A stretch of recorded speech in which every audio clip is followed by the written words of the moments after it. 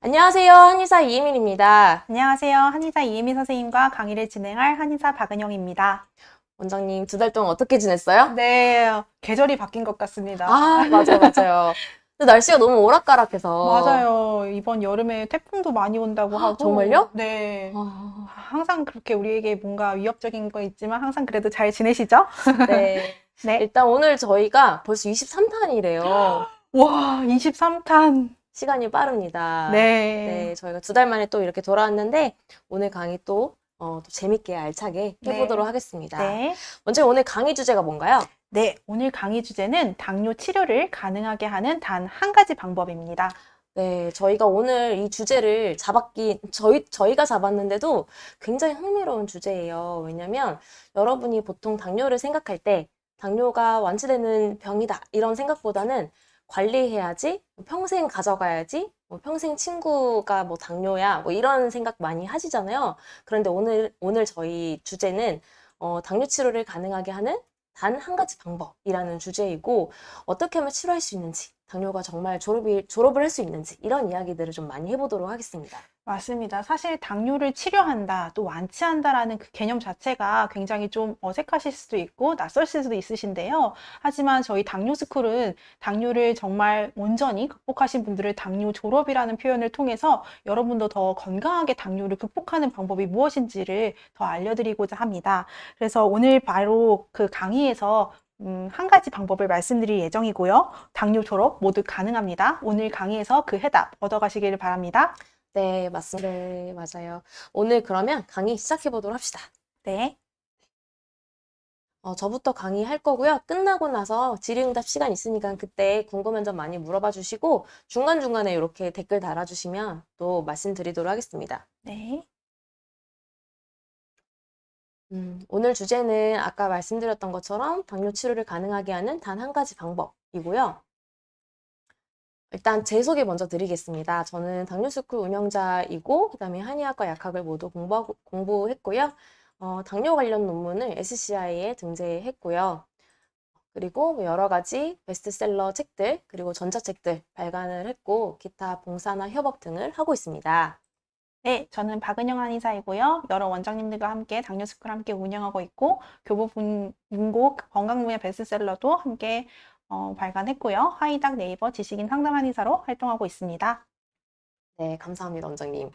음, 저희가 또 강의할 때 엄청난 콤비잖아요. 한당의 콤비? 네, 네. 네, 오늘도 잘할 수 맞습니다. 있을 것 같아요. 네.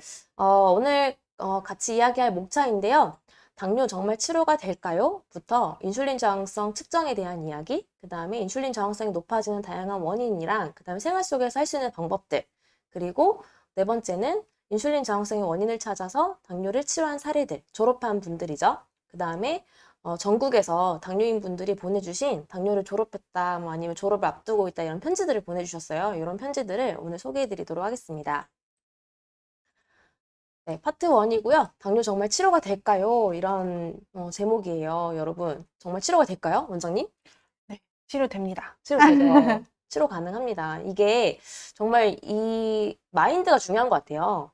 나는 당뇨를 극복을 할 수 있어. 극복할 거야. 졸업할 거야. 이렇게 생각을 하는 사람과 당뇨를 어떻게 극복해? 당뇨는 나을 수 없어. 평생 관리해야 돼. 라고 생각하는 사람은 생활하는 것부터 그 결과까지 저는 다를 거라고 생각해요. 맞습니다. 마음이 중요하잖아요. 네, 네. 음. 그래서 환자분들도 이제 오시는데, 제가 정말 이걸 가능할까요? 라고 하시는 분들이, 가능합니다라는 희망을 드렸을 때 그 반짝이는 눈빛과 그리고 호전을 보이는 거. 정말 혈당이 어제는, 지난 주만 해도 130이었는데, 정말 원장님 말씀대로 하니까 120, 110대로 떨어지고, 오늘은 109도 봐요. 이러시는 분들은 마음가짐이 다르시더라고요. 그래서 나는 할 수 있다. 그리고 당뇨가 정말 나는 극복할 것이다. 라는 긍정적인 생각이 여러분의 정말 치료, 그리고 졸업까지도 이끌어 줄 테니까요. 일단 마음가짐이 정말 중요합니다. 네, 맞아요. 정말 당뇨를 치료할 수 있구나. 그런 희망과 오늘 방법들을 많이 얻어가셨으면 좋겠고요. 본격적으로 시작을 해보면, 일단은 당뇨약, 음식, 운동, 요게 3가지 세트죠. 당뇨가 있는 분들이 음식, 그다음에 운동, 약 먹는 거, 요렇게 3가지 세트를 항상 염두에 두고 생활 관리를 하시는데, 이것만 가지고는 사실 혈당 관리가 잘 안 됩니다. 그 이유는 혈당은 되게 복합적인 문제라서, 종합적인 문제라서 혈당을 높일 수 있는 요인들이 너무 많아요. 예를 들면 우리 감기만 걸려도 혈당 높아지고, 코로나 때 다들 경험하셨죠? 코로나 걸리니까 혈당 올라가고, 코로나 때문에 백신 맞으니까 혈당 올라가고, 맞아요. 친구랑 싸우면 혈당 올라가고, 네, 자식 때문에 속상한데 혈당이 올라가고, 잠을 못 잤더니 혈당 올라가고. 그러니까 혈당이 높아지는 요인이 너무 많아서 약이랑 음식이랑 운동 이렇게 간단한 세 가지만 가지고 조절을 잘 할 수 있으면 좋겠는데 그게 안 된다는 거죠. 네, 그리고 실제 또 억울한 게 어떻게 열심히 또 관리를 해서 당화혈소가 6.6%대다. 6.1, 뭐 6.2, 이렇게 6%대다. 목표 범위 내에 조절을 도달을 했다라고 하더라도 합병증이 또 생기기도 합니다. 합병증이 당뇨가 오래된 분들, 그 다음에 당화혈소가 높은 분들이 합병증이 생긴다고 생각하는데 그렇지 않은 분들 꽤 많고요. 저도 어제 당뇨 초진으로 어제 두 분이 오셨었는데 두 분 다 당화혈소가 6%대인데 말초신경염증이 오셨어요. 그리고 한 분은 특히 당뇨 진단 받은 지 1년도 안 된 분이셨고 또 한 분도 한 3년? 네. 그래서 당뇨는 초기에도 합병증이 올 수 있고요. 그다음에 6%대인데도 합병증은 충분히 올 수 있습니다. 그래서 수치만 가지고 또 합병증을 예방하거나 뭐 예측할 수가 없다. 이렇게 이해하시면 될 것 같아요. 그래서 현재 지금처럼 약이랑 음식이랑 운동 이렇게 하면 난 당뇨 관리 잘하고 있어 라고 생각하실 수 있지만 이것만 가지고는 부족하다 이런 말씀 꼭 드리고 싶고 그리고 실제 당화혈소가 6.5% 미만으로 조절돼야 되는데 그 목표 범위 내로 조절되는 사람이 당뇨 환자 중에 약을 먹는 당뇨 환자 중에 25%밖에 안 된다고 하잖아요. 와. 네, 너무 적죠. 너무 적어요. 그래서 여러분만 힘든 게 아니라 모두가 힘들어하고 있는데 그 이유가 바로 핵심적인 거를 놓치고 있기 때문이에요. 그래서 새로운 대안을 말씀드리려고 하고 그 새로운 대안은 바로 인슐린 저항성입니다. 이게 굉장히 단순한데 우리가 놓치고 있거든요. 왜냐면 이형 당뇨는 네, 우리가 대부분 이형 당뇨니까 이형 당뇨는 인슐린 저항성 때문에 인슐린이 나와도 혈당이 잘 조절되지 않아서 생기는 병을 당뇨라고 하는데 인슐린 저항성 때문이라고 말하는데 이거는 쏙 빼놓고 음식, 운동, 당뇨약 이렇게만 하고 있는 거거든요. 인슐린 저항성을 내가 잘 측정을 하고 인슐린 저항성을 그 원인을 잘 찾아서 해결을 하면 당뇨도 당연히 극복이 가능합니다. 근데 이거를 자꾸 놓치고 음식 조절하고 음식 줄이고 체중 줄이고 운동하고 이렇게 하면 겉핥기만 하고 있는 겁니다. 수박 겉핥기. 그래서 인슐린 저항성을 측정할 수 있거든요. 숫자로. 그리고 인슐린 저항성의 원인을 찾을 수 있습니다. 그 원인을 찾아서 해결을 하면 당뇨도 극복 가능하다. 이런 얘기를 꼭 드리고 싶고요. 오늘 이런 이야기들 계속 나누도록 할게요. 그래서 측정에 대한 이야기도 할 거고 그다음에 원인을 또 한의학에서는 당연히 또 장기에서 찾거든요. 여러 가지 문제들이 있을 때, 뭐 비염 있을 때, 무릎이 아플 때, 허리가 아플 때, 그 부분을 치료하는 방법도 있지만 사실은 그 원인이 뭐지? 원인을 타고 들어가서 간, 심장, 비, 그다음 췌장, 뭐 소화기, 그다음에 폐신, 간신비폐신이라고 하는데 이 간신비폐신에서 원인을 찾는 게 바로 한약이에요. 그래서 이런 부분을 해결해주면 뿌리를 해결해주면 비염이 낫고 뭐 무릎과 관절염이 낫고 하잖아요. 네, 그래서 네. 뿌리가 같으면 같이 동시에 낫고 네, 뭐 이런 것들이 이제 한의학의 이제 묘미인데 그런 간신비폐신 중에 어떤 부분에 문제가 있는지에 대해서 저희는 항상 고민을 하고 말씀드립니다. 그래서 오늘 그 부분도 말씀을 드리도록 할게요. 제가 이야기를 되게 열심히 하고 있는데 댓글이 엄청 많이 올라오고 있어요. 네. 네, 같이 이야기해볼 만한 질문 있었나요? 인슐린 저항성이라는 것에 대해서 이제 그 단어가 조금 익숙해지셔야 될 것 같아요. 그래서 아직까지도 사실은 당뇨는 음식 관리를 해서 극복하실 수 있어요. 혹은 운동이 답이에요. 라는 그런 댓글도 봤는데요.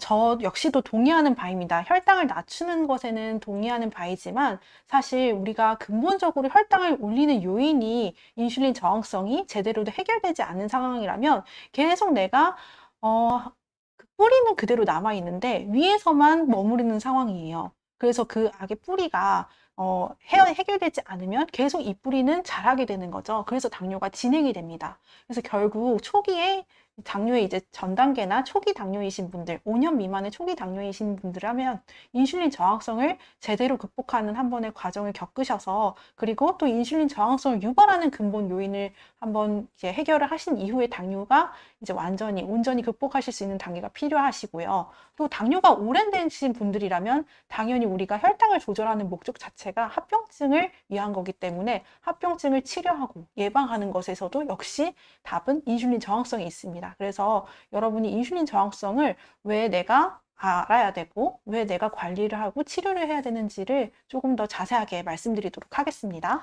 네, 맞아요, 원장님. 파트 2 진행해 주시면 되겠습니다. 네, 그래서 여러분이 생각하는 내 당뇨의 원인이 뭘까라고 했을 때 음식, 운동이라고 생각하시는 분이 많을 거예요. 하지만 그 음식이 뭐가 잘못됐길래? 사람은 음식을 먹지 않으면 살 수가 없잖아요. 그렇듯이 우리가 음식을 먹었을 때는 혈당을 낮추는 단 한 가지 호르몬이 있습니다. 바로 그게 인슐린인데요. 그 인슐린이 제대로 분비가 되지 않거나 혹은 대부분의 2형 당뇨인들은 인슐린이 제대로 분비가 되나 잘 쓰이지 못하는 상태, 이를 인슐린 저항성이라고 합니다. 그래서 많은 당뇨인들이 이 인슐린 저항성에 대해서는 한번 들어봐서는 알 수 있을 텐데, 우리가 관리를 하는 것은 정작 당화 혈색소죠. 이 당화 혈색소는 2, 3개월의 평균적인 혈당을 측정하는 것이고, 이 포도당에 의해 적혈구나 혈색소에 그 당화가 된 것을 퍼센테이지를 하는 것을 우리가 측정하면서 아, 나는 당뇨가 잘 관리가 됐구나 혹은 악화가 됐구나 라고 말씀을 하실 거예요. 하지만 보통은 이 당뇨의 유발 원인이 인슐린 저항성이기 때문에 이 인슐린 저항성은 2형 당뇨의 발생의 원인의 가장 선행 요인이자 우리의 합병증을 예측하는 것에도 강력한 예측 인자로 작용할 수가 있습니다. 그래서 우리 몸이 내 몸 스스로가 혈당을 조절할 수 있는 상태인지를 확인할 수 있는 것이 바로 이 인슐린 저항성이고요. 그리고 이 인슐린 저항성이 높으면 우리 몸에서 췌장에서 인슐린이 아무리 많이 분비가 되어도 제대로 그 포도당의 간에서의 포도당 신생 과정이 멈추지가 않게 되고, 또 근육세포는 이 포도당을 제대로 영양적으로 사용할 수가 없게 됩니다. 그래서 혈중에 높은 인슐린 수치가 높은 상태로 유지가 되면 체지방도 축적이 되고 또 염증이 유발되고, 이 인슐린 저항성 때문에도 우리 몸의 자체가 지방이 혈관에 쌓여서 심혈관 질환 유발하기도 하고, 또 심지어는 이 인슐린 저항성 때문에도 우리가 우울증에 걸릴 수 있을 만큼, 그래서 신체적인 거나 정신적으로도 다 영향을 미칠 수 있다. 이렇게 위험한 인자가 인슐린 저항성이라고 볼 수 있겠습니다. 그래서 인슐린 저항성을 측정하는 방법은 사실 되게 간단한데요. 공복 혈당과 공복 인슐린 농도를 곱해서 나누기 405를 하는 값입니다. 그쵸. 혈액 검사만 하면 되잖아요. 네, 맞습니다. 혈액 검사를 통해서 내 공복 인슐린 농도만 알면 돼요. 근데 사실상 이거에 대한 중요도가 그렇게 크게 언급이 되지 않았었고, 인슐린 저항성을 내가 측정 가능한 수치인지도 사실은 모르셨을 것이에요. 하지만 여러분께서 이게 어느 정도인지를 따라서는 내 몸이 어느 혈당 조절 가능한 수치가 얼만큼인지를 대략적으로 아실 수가 있는데요. 그래서 여러분이 인슐린을 대입을 했을 때, 공복 인슐린을 대입을 하고 공복 혈당을 대입을 했을 때 저희 이제 0.5에서 1.6은 이렇게 측정이 되었으면 건강한 수치, 1.6 이상이면 초기 인슐린 저항성을 의미하고요. 2.5 이상 유의한 게 2.5 이상이 이제 측정이 되었을 때는 여러분께서 인슐린 저항성이 있다. 그리고 보통 10 이렇게 나오시는 분들도 봤어요. 그런 분들은 이제 인슐린 저항성이 굉장히 심하다라고 보실 수가 있겠습니다. 네. 그래서 다음에 보면은 이 인슐린 저항성 검사로 우리가 알 수 있는 것들이 몇 가지가 있는데요.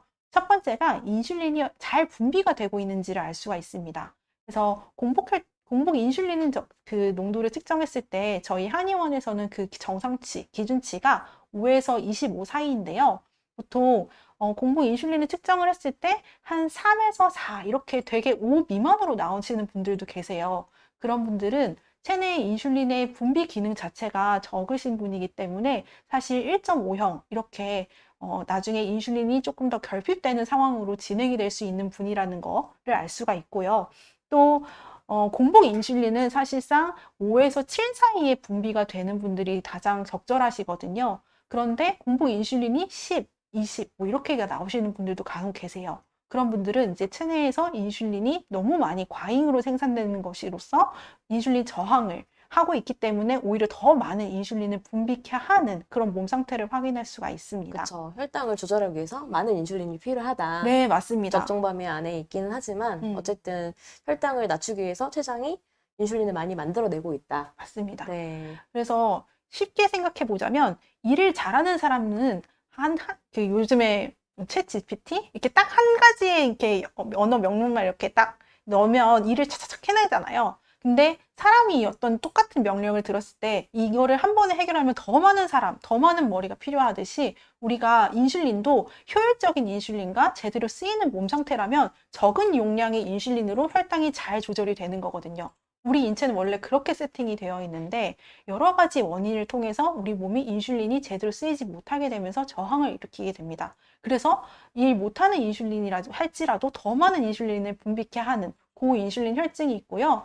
이는 우리 몸에서 뭐 비만과 지방간이 원인이다라고도 하지만 또 유전적인 요인이기도 하고 하지만 뭐 췌장의 베타세포의 과생성, 뭐 인슐린 종 여러 가지가 원인이라고 할 수가 있습니다. 하지만 잘못된 나의 식이습관이나 혹은 간 기능 저하, 여러 가지의 장부 기능 저하가 인슐린 저항성을 유발하는 그런 원인이 된다라고 볼 수가 있겠습니다. 그리고 인슐린이 이게 잘 쓰이고 있는지를 이제 또 확인을 해보셔야 되는데요. 아까 그 참고치를 보시면 1.6 이상이 1.6 이상, 2.5에 해당하시는 분들이 인슐린 저항성이 있는 분들이세요. 하지만 이 훨씬 더 이상이 되신 분들도 봤고 혹은 당뇨인이셔도 이거보다 훨씬 더 적은 수치가 건강한 수치를 보시는 분들도 계실 거예요. 그러면 나는 인슐린 저항성 수치가 없는 건가? 사라진 건가? 라고 하실 수가 있는데 사실상 우리가 적절한 생활과 또 약을 드시게 되면 공복혈당과 공복 인슐린이 어느 정도는 안정적인 수치를 확인하실 수가 있습니다. 그렇지만 이거는 수치상 내가 약을 먹으면서 안정적으로 약간 떨어뜨리는 것이지 사실상 이게 없어진 건 아니시거든요. 그래서 항상 조절하시는 상태에서 인슐린 저항성을 컨트롤하고 있는 것이지 언제든지 이것에 대해서 진행이 가능한 상태이다. 그래서 인슐린 저항성도 사실 당화혈색소처럼 한 3개월에 한 번씩은 검사를 하면서 나의 공복 혈당은 어느 정도로 변하고 있지, 또 혹은 나의 공복 인슐린은 어느 정도인지라는 것을 확인하면서 나의 현재의 내 몸 스스로가 혈당을 조절하는 상태를 한번 확인해 보시는 것이 중요하겠습니다. 그래서 맞아요. 네, 저희는 3개월에 한 번씩 인슐린 저항성을 측정하고 있죠. 네, 맞습니다. 그래서 여러분이 만약에 공복 인슐린이 5회 이상 이제 25 미만 이렇게 분비가 되면은 다행이지만 그 이상이 25 이상이다. 그런 분들은 대부분 인슐린을 맞고 계시는 분들이고요. 5 미만이다라고 하시는 분들은 췌장에서 인슐린을 굉장히 힘들게 짜내고 있는 상황이다라고 이해해 주시면 되겠습니다. 네. 그래서 여러분이 이렇게 인슐린이 잘 분비가 되어 있는 것인지 확인해 보기 위해서도 인슐린 저항성 검사를 한번 해보실 수 좋겠고요. 또 더 중요한 문제는 인슐린이 잘 쓰이고 있는지. 대부분의 당뇨인 환자는 한 2형 당뇨이고 90% 이상이기 때문에 인슐린 저항성이 어느 정도인지를 한번 확인해 보시는 것이 중요하겠습니다. 네, 맞아요. 인슐린 저항성 검사 다들 해보고 싶으실 것 같아요, 지금. 네, 많이들 못 해보셨을 것 같은데, 일단 네. 다니시는 병원에다가 꼭 이야기하셔가지고, 인슐린 저항성 검사 나 꼭 해보고 싶다, 요거 해달라라고 요청을 하시고, 안 되면 여기 아래에 있는 전화번호 있죠? 여기 아래? 010-8442-5178. 저희가 검사할 수 있는 당뇨스쿨과 협약되어 있는 병원으로 안내를 해드리도록 하겠습니다. 질문들을 읽어보니까요. 여러분께서 병원에서는, 내과에서는 왜 인슐린 저항성이 있는지, 어떤 것이 있는지 잘 말해주지 않아서 모르겠네요. 라고 하시는데, 오늘 강의에 다 내용이 포함이 될 거니까 끝까지 잘 경청을 해주시고요. 그리고, 인슐린 저항성을 집에서 측정해 볼 수가 있나요? 라는 질문을 하셨는데요. 공복 인슐린 농도가 필요하기 때문에 내과나 병원, 그리고 공복으로 혈당을 측정할 수 있는 그런 의료기관에서 이것을 검사하실 수가 있겠습니다. 맞아요. 혈액 검사를 해야 되니까요. 네네. 그리고, 어, 인슐린을 어떻게 확인하는지가 가장 궁금하셨을 텐데 공복 인슐린입니다. 그래서 꼭 공복 인슐린 저항성 검사를 하기 위해서라면 8시간 이상의 공복 시간이 필요하고요. 여러분께서 그냥 병원에 가셨을 때 혈액 검사 하셨을 때 공복 시간 유지하시는 것처럼 인슐린 저항성 검사를 하실 때는 공복으로 내원을 해주셔야겠습니다. 네. 그리고 한의학적 진단을 통해 인슐린 저항성의 원인을 찾는 것. 사실 저희는 이것을 목적으로 인슐린 저항성 검사를 하고 있는데요. 인슐린 저항성의 근본 원인을 보통은 내장지방 혹은 지방간, 비만, 뭐 고인슐린 혈증을 유발하는 나의 생활습관, 그리고 유전 여러 가지를 보고 있는데 사실 한의학적인 진단을 통해서 여러분이 혈당 조절이 안 되는 그 근본 원인을 찾고 있습니다. 그래서 그랬을 때 내가 적절하게 장부 기능의 균형을 맞추고 또 한약 치료도 해보시고 또 내가 나의 몸의 상태에 맞는 적절한 생활요법을 이어나가신다면 그것이 인슐린 저항성을 극복하실 수 있는 방법이기 때문에 이 파트는 제가 이따가 다시 한번 또 정확하게 설명해 드리도록 하겠습니다. 네, 파트 3인데요. 인슐린 저항성이 높아지는 원인들이 있어요. 그 원인들을 알아보고 어떻게 개선할 수 있는지 설명을 해드리도록 하겠습니다. 일단은 가장 많이 알고 계시는 게 바로 내장 지방이에요. 내장 지방 때문에 인슐린 저항성 높아져 이런 얘기 많이 들어보셨죠? 그래서 비만하신 분들은 당연히 내장 지방이 있으실 거예요. 네, 그래서 내장 지방 때문에 인슐린 저항성 높아지니까 그래서 체중 감량해야 되고 음식 조절해야 되고 운동해야 되고 이런 말들이 성립이 됩니다. 마른 당뇨 중에서는 마른 당뇨도 마른 비만들이 있거든요. 말랐는데 내장 지방 있는 분들 있잖아요. 근육보다 지방이 더 많고 그런 분들이 있습니다. 내장 지방도 있고 이런 분들도 인슐린 저항성을 높일 수 있는 요인을 가지고 있는데 문제는 나는 정말 그냥 마른 체형이라서 근육과 지방과 뭐 내장 지방 이런 것들이 다 뭐 골고루 표준이거나 아니면 심지어 지방은 표준 이하거나 뭐 내장 지방도 없거나 뭐 내장 지방이 아예 없는 그런 분들이 있습니다. 이런 분들은 내장 지방 때문에 인슐린 저항성이 높아져서 당뇨가 왔다. 이런 원리가 통하지 않는 분들이거든요. 이런 분들은 조금만 기다려 주시고 더 많은 이야기들을 요인들을 얘기해 드릴 테니까 일단은 내장 지방 있는 분들 어떻게 하셔야 되는지 설명을 드릴게요. 내장 지방은 인슐린 저항성을 높이는 가장 첫 번째로 제기되는 요인이기 때문에 요거는 무조건 줄이시는 게 당뇨를 위해서도 건강을 위해서도 맞습니다. 그런데 우리가 평소에 야채 많이 먹고 뭐 좋은 거 많이 먹고 뭐 안 좋은 거 안 먹고 이렇게 노력을 많이 하시잖아요.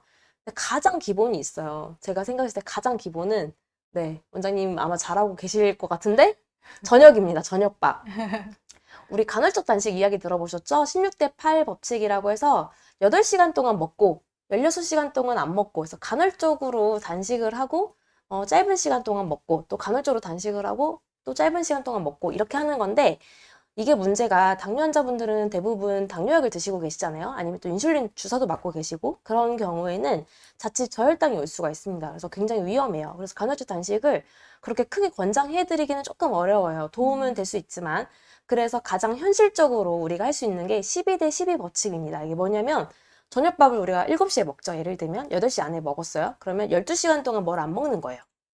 네, 어차피 자면 되니까 10시, 11시, 12시 자잖아요. 자서 다음날 아침 7시, 8시에 아침밥 먹을 때까지 안 먹는 겁니다. 이 정도는 할 수 있지 않을까요? 네, 그럼요. 마음만 먹으면 충분히 할 수 있고, 그리고 저녁을 약간 너무 배고프지 않게 먹는다라고 하면 충분히 하실 수가 있습니다. 네, 맞아요. 그래서 저녁밥만 이렇게 조금 더 신경 쓰고, 그러니까 신경 쓴다는 게 많이 먹는다는 게 아니라 적게 먹고, 하루 중에 가장 적게 먹으려고 노력해야 되는 게 사실 저녁이에요. 근데 우리가 저녁은 항상 좋은 사람과 맛있는 음식을 배불리 먹는 게 저녁밥이어가지고 이게 어려운데, 저녁밥은 아침 든든, 점심 든든, 저녁은 간소하게 먹자. 이렇게 생각을 해주시는 게 맞겠습니다. 그래서 저녁밥을 최대한 7시, 늦어도 8시 전에는 마치려고 노력하시고 12시간 정도 공복을 유지하신 다음에 아침밥을 먹는 것. 이렇게만 해주셔도 네, 내장지방 줄어요. 실제 제가 해봤는데 요거 제 거 인바디거든요.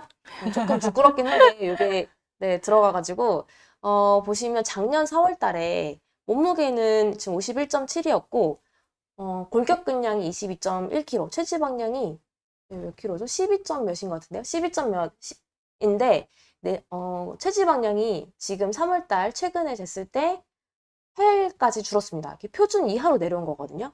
이게 표준에 다 들었었는데 지방보다 근육이 더 많았잖아요. 네, 그런데 네, 네. 지금 지방이 더 줄어든 거예요. 네. 근육은 유지를 하고 체지방률도 23%대에서 18%대로 줄었는데 이게 굉장히 제가 항상 20을 항상 넘겼거든요. 네, 근데 네, 사실 네. 20 넘긴 게 표준이니까 네, 몸에서 네. 차지하는 체지방 퍼센트가 18.4%까지 줄었는데 요게 제가 뭐 특별히 다른 걸 했다기보다는 요걸 지켰어요. 저녁에.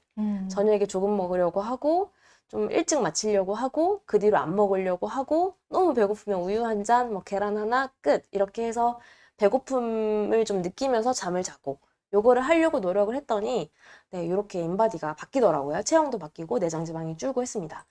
이분은 제 환자분이신데 크로스핏도 되게 열심히 하시고 크로스핏이 뭐냐면 굉장히 1시간 동안 고강도로 네, 네, 운동하는. 네, 엄청 고강도입니다. 이게 네. 진짜 힘들어서 젊은 남자분들이라고 하면 나 크로스핏 해 이러면 와 이런 이런 운동인데 그 운동을 하시는 분인데 체지방량이 표준 이상이었어요. 운동을 하시는데 이분이 퇴근을 하고 그다음 운동을 한 다음에 집에서 간단하게 먹고 자는 패턴이었거든요. 그래서 제가 저녁밥이 중요하다, 일찍 먹어야 된다 이런 얘기를 해주시니까 이분이 패턴을 바꿔서 저녁밥을 5시에 드셨어요. 5시에 드시고 운동을 한 다음에 집에 와서 그냥 뭐 우유 하나 뭐 아니면은 계란 하나 이렇게 그냥 거의 배가 안 고프니까 밥을 먼저 먹었으니까 5시에 그렇게 해서 그냥 잠을 주무셨는데 체지방량이 15에서 표준으로 내려온 거죠.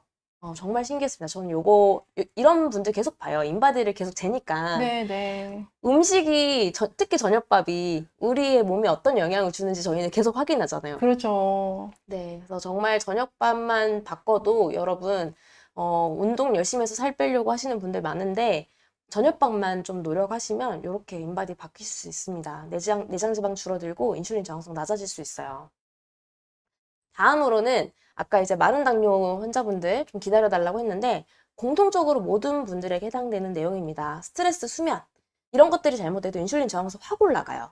우리가 음식, 운동만 혈당을 높인다, 이렇게 조절한다, 관련됐다 이렇게 생각하시는데 스트레스 많이 받아도 인슐린 저항성 높아지고요. 수면 관련해서는 수면이 부족하거나 아니면은 뭐 새벽 1시 이후에 잔다거나 너무 늦게 잔다거나 아니면 불규칙하게 잔다거나 이랬다 저랬다 잔다거나 아니면 잘때 완전 깜깜해야 되는데 그 미세등 같은 거 있잖아요. 미세한 등, 네, 네. 조명 같은 거 이런 것만 켜고 자도 인슐린 저항성이 높아진다고 합니다. 그래서 인슐린 저항성이 높아지는 요인이 스트레스랑 수면이 엄청 많은 거예요. 그래서 이런 것들을 잘 컨트롤하지 못하면 혈당이 잘 관리가 안 되겠죠. 그래서 이거를 잘 해야 되는데 문제는 어려워요. 나 오늘부터 잘 자야지. 나 오늘부터 스트레스 줄여야지. 스트레스 안 받아야지. 생각보다 쉽지 않잖아요. 그래서 그렇죠. 이거를 저희가 그래서 진료할 때마다 맞춤으로 이렇게 하나하나 설명드리고 말씀드리고 하는데 저희가 한 작년 12월 정도부터 같이 하는 프로그램을 운영을 하고 있습니다. 여러분 알고 계시겠지만 매주 월요일 저녁 10시에 어제도 했어요. 혈당관리 교실이라고 해서 6가지 주제로 진행을 하고 있습니다. 공복혈당 낮추기, 식후혈당 낮추기, 간기능 살리기, 췌장기능 살리기, 합병증 예방하는 운동, 혈액순환 높이는 운동 이 6가지 주제를 가지고 계속 돌아가면서 매주 월요일마다 밤 10시에 진행을 하고 있고 이걸 쭉 하다 보면 스트레스도 좀 줄어들고 수면도 좀 더 잘 되고 하는 걸 보실 수 있을 거예요. 네, 그래서 실제 참여하시는 모습이고요. 댓글로 막, 네, 감사드려요. 지금 제가 하라는 거 했겠죠? 지금도 머리가 어지러워요. 막 이런 얘기 해주시면서 같이 따라 해주시고, 마지막에 마무리하고 있는 그런 댓글이고, 저희가 참여할 수 있는 링크 지금 공유해드릴 테니까, 요거 신청하시면 저희가 시작하기 20분 전에 항상 문자로 보내드립니다. 친절하게. 만약에 나는 신청을 못했다. 그러면 당뇨스쿨 저희 유튜브 채널에 월요일 날 밤 10시에 들어오시면은 실시간으로 라이브가 이렇게 뜹니다. 그래서 그거 눌러서 들어오시면 되겠습니다. 네. 많은 분들이 또 이야기해주고 계시는데, 네. 그래서 꽤 당뇨스쿨에서 그 혈당이 높아지는 원인에 대해서 많은 분들이 스트레스를 많이 언급해 주시고 또 수면에 대해서도 많이 언급해 주시는 것 같아요. 그래서 아까는 어떤 분이 자기 전에는 혈당 관리가 그래도 좀 되는 편이신데 자고 나서 250, 280, 300 이렇게 올라간다라고 하시는데 그 정도로 아마 혈당이 많이 오르시는 상황이라면 인슐린을 맞고 있으신 분이 아닐까 조심스럽게 추측을 해보고요. 그러니까 내가 자기 전에 혈당이 낮게 그 유지가 되더라도 새벽에는 내 몸에서의 그 음식 공급이 없잖아요. 그렇기 때문에 너무 낮아진 혈당을 이렇게 탁 높여주면서 내가 그 몸에서의 너무 저혈당 증상이 오히려 되지 않게끔 하는 그런 현상이라고 봐집니다. 그래서 그런 분들도 사실 인슐린을 맞으시는 분이든 아니든 인슐린 저항성이 조금 회복이 되면서 내가 맞고 있는 인슐린이 조금 양을 줄이실 수 있는 방향이 좋겠고요. 네, 근본적인 한번 해결책이 어떻게 할 수 있는지 한번 음, 해보셔야 될 것 같고 찾아오셔야 될 것 같습니다. 그분은. 그리고 또 한 분은 저녁 아까 12대 12 법칙 말씀하셨잖아요. 그러니까 12시간 정도의 공복 상태를 유지하는데 이제 당뇨인들은 7시 이후에 내가 너무 음식을 적게 먹었을 때 새벽에서 손 떨려서 이제 아무거나 먹게 된다. 뭐 이렇게도 말씀을 하시는 것 같아요. 그래서 저녁 식사량을 너무 탄수화물이 적게끔 막 그렇게 드시지 마시고 또 새벽에 일어날 만큼의 혈당을 이렇게 너무 낮추는 식단보다는 적절하게 포만감이 어느 정도 유지되는 식단을 하셔야 합니다. 그래서 평소에 약간 비만하신 분이라면 내가 먹는 식단의 한 80% 양을 드시고요. 마른 체형인 분들이나 아니면 인슐린을 맞으시는 분이라면은 조금 더 넉넉하게 드셔서 공복 시간을 유지하셔야 합니다. 그 이유는 우리가 사실은 음식을 먹을 때 내가 뭐 물을 마실 때 항상 인슐린이 탁 분비가 돼요. 근데 음식을 자주 먹게 되거나 음식을 또 많이 먹게 되면 그만큼 인슐린 분비량이 확 늘어납니다. 그래서 인슐린이 자꾸 분비가 되실수록 고인슐린 혈증이 유발이 되고 고인슐린 혈증이 바로 인슐린 저항성의 근본 원인이 됩니다. 그래서 일정 시간의 공복 시간을 유지하는 게 정말 중요하고요. 인슐린 저항성을 여러분이 해결하시고자 한다면 음식을 드시는 시간을 일정 시간, 규칙적인 시간에 드셔야 되고 또 일정 시간의 공복 시간이 유지가 되어야 한다는 점도 기억해 주시면 감사하겠습니다. 네. 근데 원장님이 말씀하셨던 분은 저녁을 내가 먹고 새벽에 저혈당이 온다 이분이잖아요. 네네. 그분은 약을 좀 줄이는 것도 고려를 해봐야 될 것 같아요. 특히 맞습니다. 저녁약. 아침약, 맞습니다. 점심약이 아니라 저녁약을 음, 만약에 드시고 계신다고 하면 내가 아무리 잘 먹어도 약 때문에 혈당이 너무 낮아지면 새벽에 저혈당이 오는 거거든요.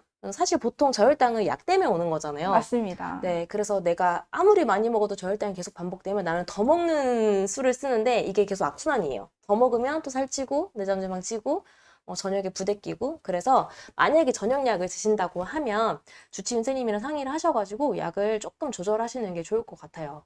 네, 그래야 근본적으로 저혈당이 안 옵니다. 네. 네, 다음으로 우리 지금 내장 지방 얘기했고 네. 그 다음에 수면 스트레스 얘기했고요. 세 번째로 장내미생물 이야기를 할 건데 장내미생물이 인슐린 저항성이랑 관련이 있다는 연구 결과들이 계속 나오고 있습니다. 그래서 장내미생물은 사실 굉장히 다양하고요. 우리 장 안에 한 200개 이상의 장내미생물이 있대요. 최소. 네, 그래서 이 장내미생물이 각각 원하는 음식이 달라요. 어떤 애는 버섯류를 좋아할 수도 있고, 네, 어떤 애는 채소 중에 뭐 빨간 채소를 좋아할 수도 있고, 네. 또 어떤 애는 뭐 초록색 채소를 좋아할 수도 있고, 어떤 애는 또 검정 색깔의 음식을 좋아할 수도 있고, 그래서 장내미생물마다 이게 좋아하는 먹이가 달라요. 근데 우리가 가공식품 먹고, 뭐 빵 먹고, 뭐 장내미생물이 좋아하지 않는 음식들을 먹으면 채 여기까지 가지 않고 다 소화되거나 뭐 이렇게 찌꺼기로 가기 때문에 장내미생물이 뭐더 풍부해지고 유익균이 더 많아지고 이러기가 힘든 거죠. 장내미생물들이 더 다양해지고 유익균들이 더 많아지려면 장내미생물들이 좋아하는 음식을 많이 드셔야 됩니다. 대표적인 게 식이섬유가 있겠고, 그다음에 버섯, 그다음에 견과류도 있겠고, 그다음에 채소, 곡류, 콩 종류, 그다음에 뭐 해조류, 다 이런 것들이 장내미생물들이 좋아하는 음식이에요. 그래서 이런 것들을 많이 먹으려면 우리가 또 거꾸로 식사법도 활용해 보시면 좋을 것 같아요. 이게 현실적으로는 사실 지키기가 어렵기는 하는데, 밥 먹기 전에 채소 먼저 먹고, 그 다음에 단백질 먹고, 마지막에 탄수화물 먹어서 혈당이 완만하게 올라가는 게 이제 거꾸로 식사법이잖아요. 그래서 이 거꾸로 식사법을 할 때 이 앞단에 있는 것, 이게 이제 채소랑 과일 이런 것들을 앞단에서 좀 어느 정도 배불리 먹고, 단백질이 넘어가는 거잖아요. 그래서 혈당이 천천히 올라가는 거니까 이 앞단에 있는 그 채소, 이런 음식들을 좀 풍부하게 드시면 혈당 조절에도 도움이 좀 되실 거고, 그 다음에 장내미생물 먹이도 충분히 먹어주니까 우리 밥 먼저 먹고 배불리 먹고 채소 먹으려고 하면 별로 안 들어가잖아요. 네. 그래서 그렇게 드시면 좋겠고, 이걸 만약에 내가 현실적으로 좀 지키기 쉽게 하고 싶다라고 하면 야채 스틱 같은 거 좀 싸가지고 다니다가 모임 가는 길에 야채 스틱, 뭐 오이, 뭐 비트, 당근 이런 거 좀 드시면서 가도 되겠고요. 아, 난 그럴 시간 없다. 뭐 이것도 좀 번거롭다라고 하면 그냥 훈제 계란 이런 것도 팔잖아요. 그냥 네네. 계란 한두 개 정도만 드시고 가도 거꾸로 식사법이 좀 어느 정도는 도움이 되실 거고 아니면 두부 요새 두부도 간식으로 팔거든요. 팩으로 된 거. 그런 것도 활용해 보시면 되겠고 정말 아무것도 준비 못 했는데 나는 좀 탄수화물 섭취 줄이고 싶다라고 하면 물 2컵도 괜찮습니다. 네. 네, 정 안 되면 정말 많이 도움이 되더라고요, 저도. 식사하러 가시기 전에요. 네네.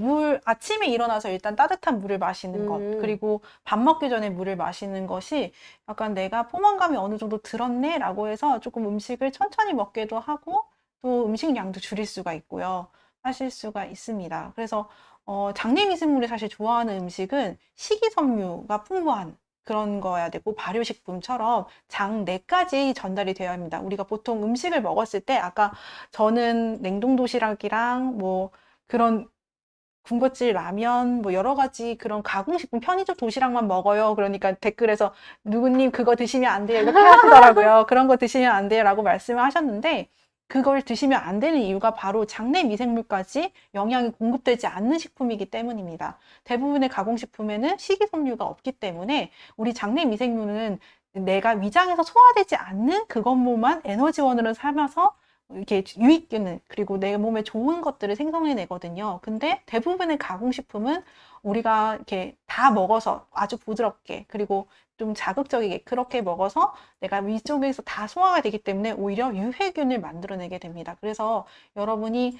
가장 쉽게 손쉽게 드실 수 있는 그런 식이섬유가 뭐 사과도 있고 토마토도 있고요. 오이도 있고 그냥 여러분이 약간 식전에 약간의 샐러드 종류를 드시고 음식을 드신다라고 하면 장내 유익균에도 훨씬 도움이 되고 또 혈당도 완만하게 오를 수 있는 그런 좋은 음식이라고 생각됩니다. 음, 맞아요. 어떤 분이 그릭 요거트 먹어도 됩니까? 네, 됩니다.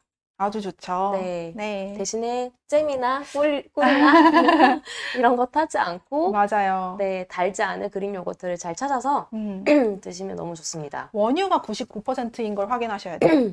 그릭 요거트도 80% 이렇게 써 있는 게 있더라고요. 제품을 봤는데 그릭 요거트라고 해서 딱 샀는데 왜 달지 하고 보니까 원유 80%. 아, 그렇구나. 저희 재밌는 일 있었잖아요. 제가 음. 그릭 요거트 좋다 해가지고 네. 99.9%를 사가지고 먹는데 정말 네, 우리가 평소에 아는 그 요거트 맛이 하나도 안 나요. 네, 맞아요. 약간 시고 네, 정말 건강한 맛. 네. 그래서 제가 원장님들이랑 같이 먹자고 다 가져갔어요. 학위원에. 맞아요, 맞아요.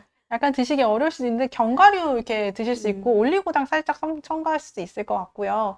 대신 너무 이렇게 그릭 요거트가 사실은 조금만 그 분량에도 일반 그 요거트보다 칼로리는 높아요. 그래서 그 드실 때 너무 많이 드시는 것도 또 너무 이렇게 포화지방이나 이런 거가 있을 수 있으니까 포화지방보다는 지방이 잘 쌓일 수가 있으니까 여러분이 그릭 요거트를 또 많이 드시는 것을 그렇게 추천하진 않습니다. 적정량이 항상 좋겠죠? 네, 맞습니다.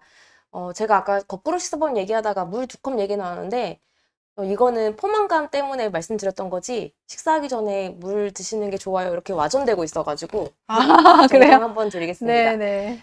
장내미생물에 좋은 음식은 아까 원장님 잠깐 얘기하셨지만 발효 음식이 있죠. 그래서 발효 음식은 고추장, 뭐 된장, 청국장, 그다음에 각종 젓갈류, 그다음에 각종 김치들. 김치 정말 많잖아요. 뭐 무김치, 파김치, 뭐 배추김치, 열무김치 정말 많고, 그다음에 전통 발효로 만든 식초 이런 음식들이 장내미생물의 훌륭한 먹이가 되거든요. 그래서 이런 음식들은 거의 몇 끼니마다 한식을 드신다는 전제하에 몇 끼니마다 드시려고 노력하시면 좋겠습니다.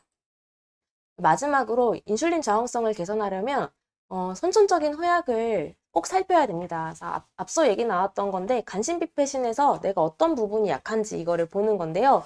이 부분에 대해서는 저희가 뒷부분에서 하나씩 좀 더 살펴볼게요. 이 간신비패신 가장 중요한 5장이 있는데 그 중에서 가장 인슐린 저항성이랑 관련이 있는 거 딱 3개만 꼽으라고 하면 간, 심장, 소화기 이거든요. 간은 왜 그러냐면 혈당을 조절하는 장기이기 때문에 간 기능이 떨어지면 혈당이 조절이 잘 안 되겠죠. 그리고 간은 근육도 주관하고 눈이랑도 관련돼 있어서 망막병증, 그다음에 말초신경병증, 합병증이랑도 심지어 관련이 깊습니다. 그래서 간 기능이 인슐린 저항성이랑도 관련이 깊다.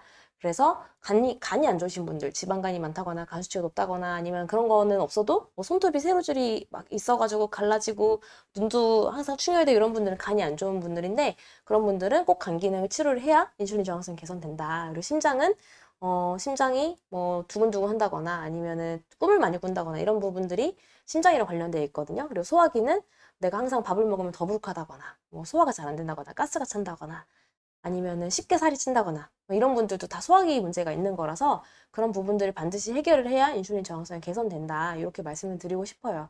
이런 거에 도움이 되는 여러 가지 뭐 식품이나 건강기능식품들이 있는데 저희가 특정 브랜드를 말씀드리긴 좀 어려워가지고 이렇게 말씀드려 볼게요. 간에 좋은 건 일단 뭐 쌍화탕, 쑥도 간에 되게 좋습니다. 그리고 봄나물들 제가 어제 명상할 때도 말씀드렸었는데 혈당 관리 교실에서도 말씀드렸는데 봄나물 되게 많잖아요, 요새. 네. 원장님도 많이 드시고 있나요? 네, 두릅이나 취나물이나 뭐 머붓대 이런 것도 있고 또 뭐 여러 가지 많죠. 쑥도 있고 또 컴풀이라는 것도 있고요. 그래요? 네, 여러 가지 많습니다. 봄에만 좀 나는 그런 음식, 그 봄나물 있잖아요. 전 돌나물 좋아해요. 아, 돌나물도 좋죠.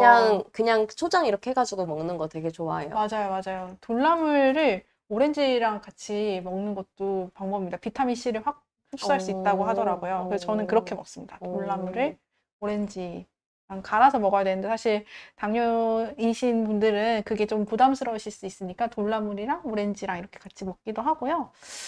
봄에 있는 기운을 충분히 얻으실 수 있어서 간에 훨씬 더 유익한 그런 음식이라고 생각이 됩니다. 맞아요. 그래서 그런 봄나물들 많이 활용해 주시고 울금이나 광황 이런 것도 굉장히 간에 좋으니까 울금이나 광황으로 만든 가루나 환 이런 거 잘 드시고 밥 지을 때 울금가루, 강황가루 이런 거 넣어서 드시기도 하더라고요. 네. 네, 뭐 심장에 좋은 것들은 우황청심환, 천황보신단 뭐 이런 약들이 있습니다. 약국 가셔서도 찾을 수 있고 뭐 진짜 더 좋은 거는 가까운 한의원 가셔서 처방 받으시면 좋겠지만 어쨌든 심장을 강화시켜주는 뭐 그런 음식들이 있고요. 소화하기에 좋은 거는 일단 지금 식품에 대한 거 이야기하고 있으니까 약국 가면 또 한방 소화제 팔잖아요. 한의원 가서도 한방 소화제 팔고 가스할명수 이런 것도 결국 또 한약이거든요. 한약재로 만든 겁니다. 폐에 좋은 거는 여름철에 한의사들한테는 좀 익숙한데 생맥산이라는 게 있어요. 오미자, 인삼, 맹문동 이렇게 들어간 생맥산이 있는데 이게 좀 폐에 많이 좋아요. 그래서 오미자 차도 폐에 좋으니까 오미자 차 뭐 한방 차 파는 데 가면 또 있고 하잖아요. 그래서 오미자 차 잘 활용해 보시면 좋겠고 그다음에 신장에 좋은 콩팥에 좋은 거는 육미지왕탕, 산수유차, 뭐 산약 이런 것들도 있겠습니다. 뭐 산약 우유에다 갈아서 드셔도 되겠고 저희 한의원 같은 경우는 뭐 해독보감이라고 최근에 독소 빼주는 영상에서도 올렸었는데 네, 간 기능과 뭐 간이랑 신장에 쌓인 그런 해독들을 좀 배출을 하고 예전에 그 독국물 마셔서 쓰러진 사람들 살릴 때 그럴 때 쓰던 약재들을 가지고 만든 해독보감이 있거든요. 그래서 그런 해독보감을 가지고 간이 안 좋으신 분들에게 처방하기도 하고 아니면 뭐 당뇨공진단이라고 해서 공진단인데 당뇨 환자분들에게 좋은 특히 뭐 신장에 좋은 그런 약재들을 더 추가해서 만든 뭐 당뇨 공진단 이런 것도 처방하기도 합니다. 그래서 간신비폐시는 굉장히 중요한 장기들이에요. 우리 간 없으면 못 살잖아요. 네. 심장 없으면 못 살거든요. 그렇죠. 그리고 비가 소화기라고도 보지만 사실 저는 더 췌장에 가까운 것 같아요. 췌장 없으면 못 살잖아요. 오장은 없으면 못 사는 거, 죽는 거. 폐 없으면 못 살아요. 신장, 콩팥 없으면 못 살거든요. 근데 우리 위 없어도 살죠. 불편한데 그쵸. 이게 소장이랑 이렇게 이어가지고 식도 이렇게 이어가지고 살 수 있잖아요. 대장. 네. 좀 잘라내고 없어도 살 수는 있잖아요. 건강. 그렇습니다. 그래서 오장은 굉장히 우리 생명과 직결되는 그런 장기들이라서 이런 장기들의 건강이 굉장히 중요하고 이 간신비폐신이 오장이 인슐린 저항성이랑 관련이 있기 때문에 평소에 이런 약한 부분들을 좋은 음식과 식품들로 채우시면 좋겠습니다. 네.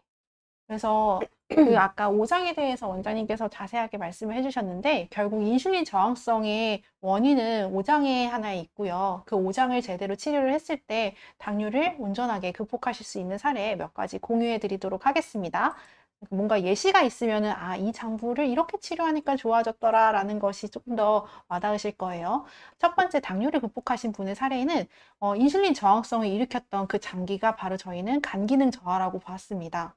보통 인슐린이 활용하고 인슐린이 작용하는 장부가 간, 지방, 근육입니다. 그래서 우리가 몸에서 인슐린 저항성이 있다라고 하는 것은 바로 그 지방이나 혹은 간, 그리고 그 근육세포에 제대로 된 그런 영양 공급이나 포도당의 그 대사 과정이 많이 깨져 있다라고 보시면 되는데요. 이렇게 술을 그 간 기능 저하에 되는 핵심 요인이 사실 술에 있습니다. 그래서 술을 한 달에 25일이나 마셨대요. 그래서 간 기능이 저하가 됐고 간이 무리가 됐고요. 또 하나는 지방간으로 인해서 간 기능의 저하와 높은 간 수치를 보이셨던 분입니다. 그래서 우리가 간 기능을 개선하려고 하면 무엇보다도 사실 그 음주를 하고 계신다라고 하면은 금주가 정말 중요하겠고요. 또 음주를 못하게 하는 것도 같이 이어나가시면서 결국에는 간 기능의 회복을 하는 것을 중심으로 치료를 해야 합니다. 그래서 아무리 좋은 치료를 한다 하더라도 내가 유발하고 있는 간 기능 저하, 그것이 인슐린이 제대로 쓰이지 못하는 몸 상태라고 한다면 일단은 첫 번째는 나의 생활요법, 그리고 간 기능이 저하된 것을 우리가 처방을 통해서 치료를 받으실 수가 있겠고요. 간이 왜 이렇게 중요하냐라고 했을 때 우리 몸에서 혈당이 높아졌을 때 간이 댐과 같은 역할을 해서 혈당이 높은 것은 저장을 해주고 또 우리가 혈당이 필요한 곳에는 곳곳으로 보내주는 역할이 바로 간에서 합니다. 그래서 하지만 이 간이 어떤 과항진이 되거나 내부 조직이 잘 소통이 되지 않아서 에너지 공급을 제대로 할 수 없는 상태, 이것을 한의학적으로는 간열한 상태, 그래서 간열이 많은 상황이다라고 말을 하는데요. 이렇게 간의 역할을 잘 할 수 없는 것 자체가 인슐린 저항성이 심하다. 그리고 혈당 조절이 잘 안 되게 되어 있는 근본 원인이다라고 생각해 주실 수 있겠고요. 그래서 뭔가 인진숙이나 엉겅퀴, 시오 등의 약재를 들어간 사물탕 계열의 처방을 저희가 했을 때 굉장히 간이 호전이 되고 또 인슐린 저항성도 좋아졌다라고 볼 수가 있었습니다. 그래서 이렇게 처음 내원하셨을 때 당화혈색소가 9.6이었는데 한 치료 6개월 만에 이렇게 3.6%가 감소가 해서 치료 6개월 후에 6점대로 떨어졌지만 더 다시 연락을 해보고 해도 여전히 약을 드시지 않은 채로 유지를 하고 계시더라고요. 그래서 온전히 당뇨를 이제 졸업하실 수 있었던 그런 사례가 있고요. 치료하실 때 기준으로는 6.0이었는데 이분이 이제 치료를 이어나가셔도 한약을 드시지 않아서도 간 기능의 회복을 통해서 인슐린 저항성이 회복이 되셨을 때 이렇게 온전히 당뇨를 졸업하실 수 있고 더 이상 스트레스를 받지 않고 치료됐던 사례로 기억하고 있습니다. 네, 두 번째를 보면요. 인슐린 저항성을 일으켰던 장기의 근본 원인이 사실 심장이 있는 분도 계셨습니다. 그래서 심장이 인슐린 저항성을 유발하는 그런 상황은 두 가지로 있는데요. 심장에 열이 많은 상태, 혈을 보면은 혀가 빨개 있고 뭔가 열이 많아서 고혈압의 증상도 보이시고 또 화도 잘 나시고 뭔가 꿈을 꾸더라도 악몽이나 괴로운 꿈을 많이 꾸시거나 성격도 확 이렇게 열이 많으신 분들이 심열이 많다라고 생각이 드는데요. 혹은 내가 생각이 많고 또 가슴이 답답함이 이렇게 있고 혹은 내가 불안하거나 노파심이 많거나 꿈을 많이 꿔서 뭔가 허약해지는 그런 심장의 허약한 증상 역시도 두 가지 모두 다 인슐린 저항성을 유발합니다. 그 이유는 바로 수면에 직결되기 때문인데요. 우리 몸은 수면을 할 때 가장 왕성하게 이렇게 회복도 하고요. 그리고 혈당이 가장 완만하게 조절될 수 있는 중요한 시기입니다. 음식도 안 먹죠. 외부의 자극도 없죠. 뭔가 혈당에 요인을 줄 수 있는 것이 다 컨트롤이 되는데 이때 제대로 잠을 자지 못한다면 우리 몸에서 가장 포도당을 많이 쓰는 장기인 뇌가 충분하게 쉬어지지 못하면서 인슐린 저항성을 유발하게 됩니다. 그래서 계속 밤에도 혈당이 높은 상태로 유지가 되니 고인슐린 혈증이 유발이 되고 이로 인해서 수면의 불균형이 결국 인슐린 저항성을 유발하게 되는 거죠. 그래서 이분의 같은 경우에는 처음 내원하셨을 때 이렇게 당뇨 진단 매일 6시간 운동을 하셨대요. 하지만 잠을 자꾸 깨고 꿈을 많이 꾸는 심장에 뭔가 허약한 증상을 보이셨던 분이세요. 이걸 한의학적으로는 심담허겁이라고 하는데 뭔가 심장이 허약하고 하기 때문에 아까 제가 말씀드린 불안하고 답답하고 뭔가 예민해지고 이런 분들이라면 이 수면을 개선할 수 있고 심장 기능을 조금 더 강화할 수 있고 울체된 기를 풀어줄 수 있는 감이온담탕 계열을 처방을 했을 때 인슐린 저항성과 수면의 그 두 가지가 같이 회복이 되면서 당뇨를 온전하게 또 졸업을 할 수가 있었습니다. 또 수면을 개선할 수 있는 운동인 이 발끝치기를 통해서 하지 쪽으로, 우리가 하체 쪽으로도 순환이 또 잘 되게끔 하면서도 네, 이렇게 수면의 질을 더 좋아질 수가 있었고요. 그랬을 때 이분 같은 경우는 운동 시간이 감소함에도 당화혈색소가 떨어지셨습니다. 원래 그래서 3시간 했었죠, 운동을? 맞습니다. 6시간. 아, 6시간이요? 네, 그러니까 밥 먹고 운동하시는 분이신 거예요, 이분은. 밥 먹고 2시간. 밥 어떻게 먹고 하루에 2시간. 6시간 밥 운동하죠? 먹고 2시간. 이렇게 하시면요, 뭔가 힘들 것 같아요, 나중에. 밥 먹고 운동하는데 인생이 다 소모가 돼요. 저렇게 해도 10.3인 거고. 그렇죠. 근데 이게 50대, 60대까지는 6시간 운동하는 게 그래도 가능하다 해도 제가 항상 환자분들께 걱정하는 거는 이 패턴을 70대, 80대까지 유지할 수 있느냐를 한번 고려를 해보셔라. 네. 이렇게 음식 관리 철저히 하고 운동을 음. 무리하게 하는 거를 70대, 80대까지 유지하기가 쉽지 않다. 이런 말씀 드리는데, 와, 네. 심장 원인을 딱 찾아가지고 치료를 잘 하셨네요. 네네. 그래서 이렇게 치료를, 그러니까 내가 왜 혈당이 안 떨어지는지를 계속 생각해 봐야 돼요. 뭐가 나의 인슐린 저항성의 원인이지? 왜 나는 이게 극복이 안 될까라고 했을 때 이분의 인슐린 저항성의 원인은 심장 기능이었던 거예요. 심장이 약해지는 상황이기 때문에 조금 더 이 부분을 회복하신다라고 하면 훨씬 더 건강하게 당뇨를 극복하실 수가 있겠습니다. 네. 그래서 이분 같은 경우는 수면이 개선이 되셨고, 또 당화혈색소도 10.3에서 5.5, 치료 6개월 만의 결과거든요. 그래서 온전하게 당뇨를 졸업했다라고 표현할 수가 있겠습니다. 그래서 여러분들도 인슐린 저항성, 나는 그럼 왜 인슐린 저항성이 심하지? 이거를 꼭 한번 지금 같이 찾아보셨으면 좋겠어요. 아까 처음에는 간 기능 저하, 두 번째는 심장의 기능이 허약했을 때입니다. 생각보다 많아요, 둘 다. 맞습니다. 네. 아니면 둘 다 가지고 있는 분도 있어요. 그렇죠. 그러니까 아까 당뇨가 혈당이 조절되는 그 목표에, 그 혈당 조절 목표에 부합하시는 분들의 퍼센테이지가 25%에 불과하다고 하셨거든요.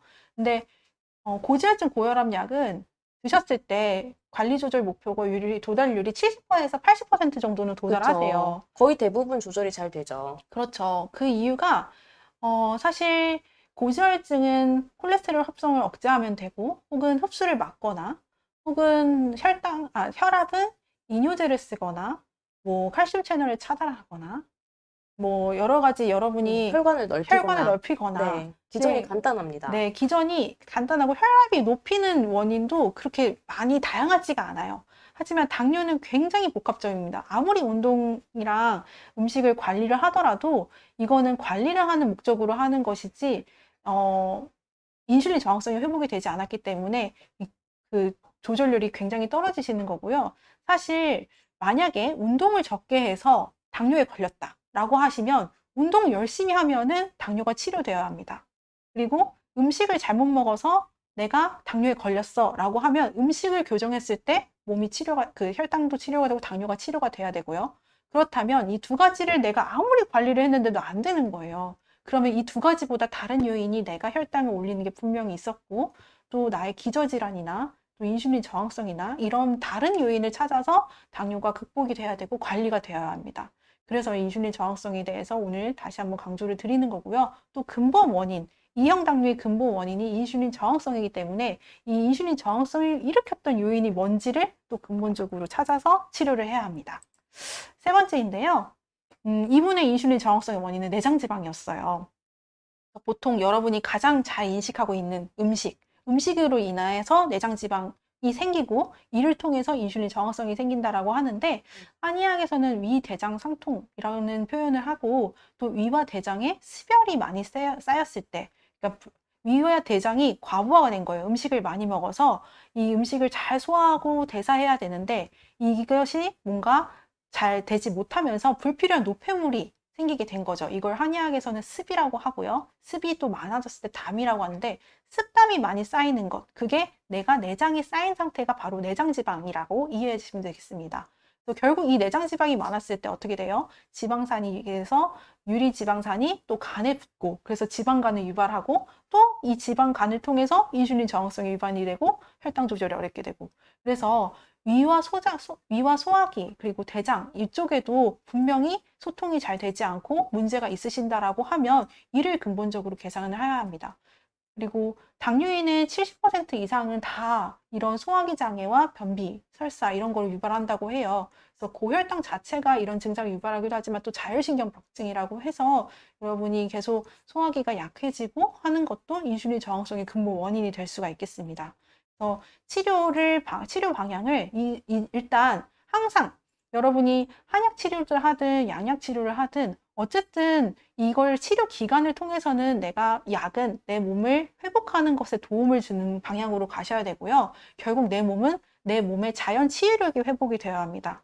하지만 그래서 저희가 이 자연 치유력을 회복하기 위해서 첫 번째 생활 티칭을 1대1로 이렇게 해드리고 있거든요. 진료실에 들어오면. 그래서 일단은 내장 지방을 줄이는 본인의 원인을 개선할 수 있도록 말씀드렸습니다. 그래서 저녁 많이 드시는 거 안 되고, 배고플 때 내가 음식을 먹고 싶은 혹은 먹어야 되는 상황은 배가 좀 고프네 할 때 음식을 먹는 거예요.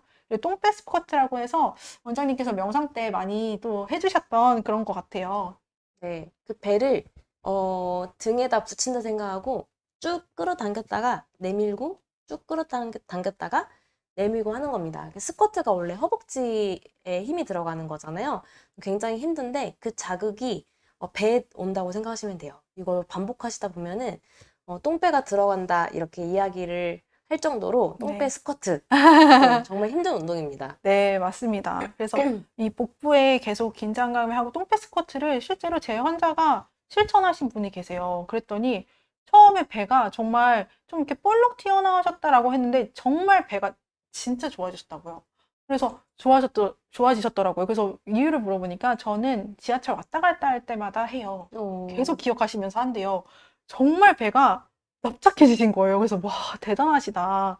근데 그분 실제로 혈당도 너무 좋아지셨어요. 당뇨약도 다 끊으시고, 그리고 이제 평생 유지 가능한 그런 생활요법을 계속 실천하시면서 사실 정말 온전하게 당뇨를 졸업하시는 그런 분이 계셨습니다.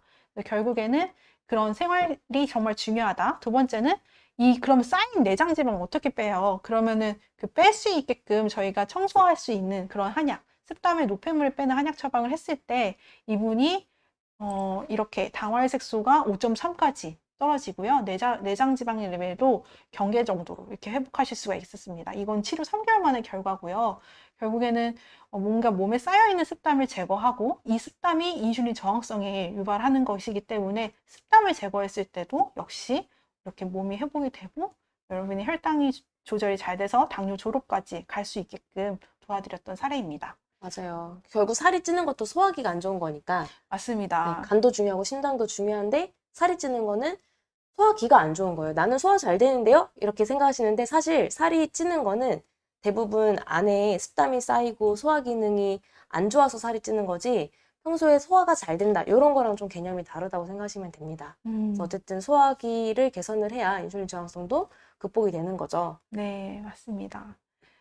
그리고 네 번째인데요. 아까 이게 인슐린 저항성의 원인 파악. 사실 인슐린이 작용하는 장기, 주된 장기가 간인데 이 간 기능 저하가 사실은 합병증에 유발도 하기도 합니다. 그래서 간은 우리 몸에서 포도당을 전달해주는 그런 기관이거든요. 그런데 이게 간주 소설이라고 해서 간에서의 혈액 공급이 말초신경까지 정확하게 전달되지 못할 때 이 말초신경은 포도당만 에너지원으로 사용하는데 제대로 에너지를 공급하지 못하면서 발저림이 시작되고 화끈거림이나 저리거나 찌릿하거나 통증을 유발하는 그런 증상이 유발이 됩니다. 그래서 간의 기능을 회복해서 적정하게 우리 몸의 간의 근육에 혹은 말초신경계까지도 정확하게 영양 공급이 되어야지만 여러분이 이런 합병증을 온전하게 극복하실 수가 있고요.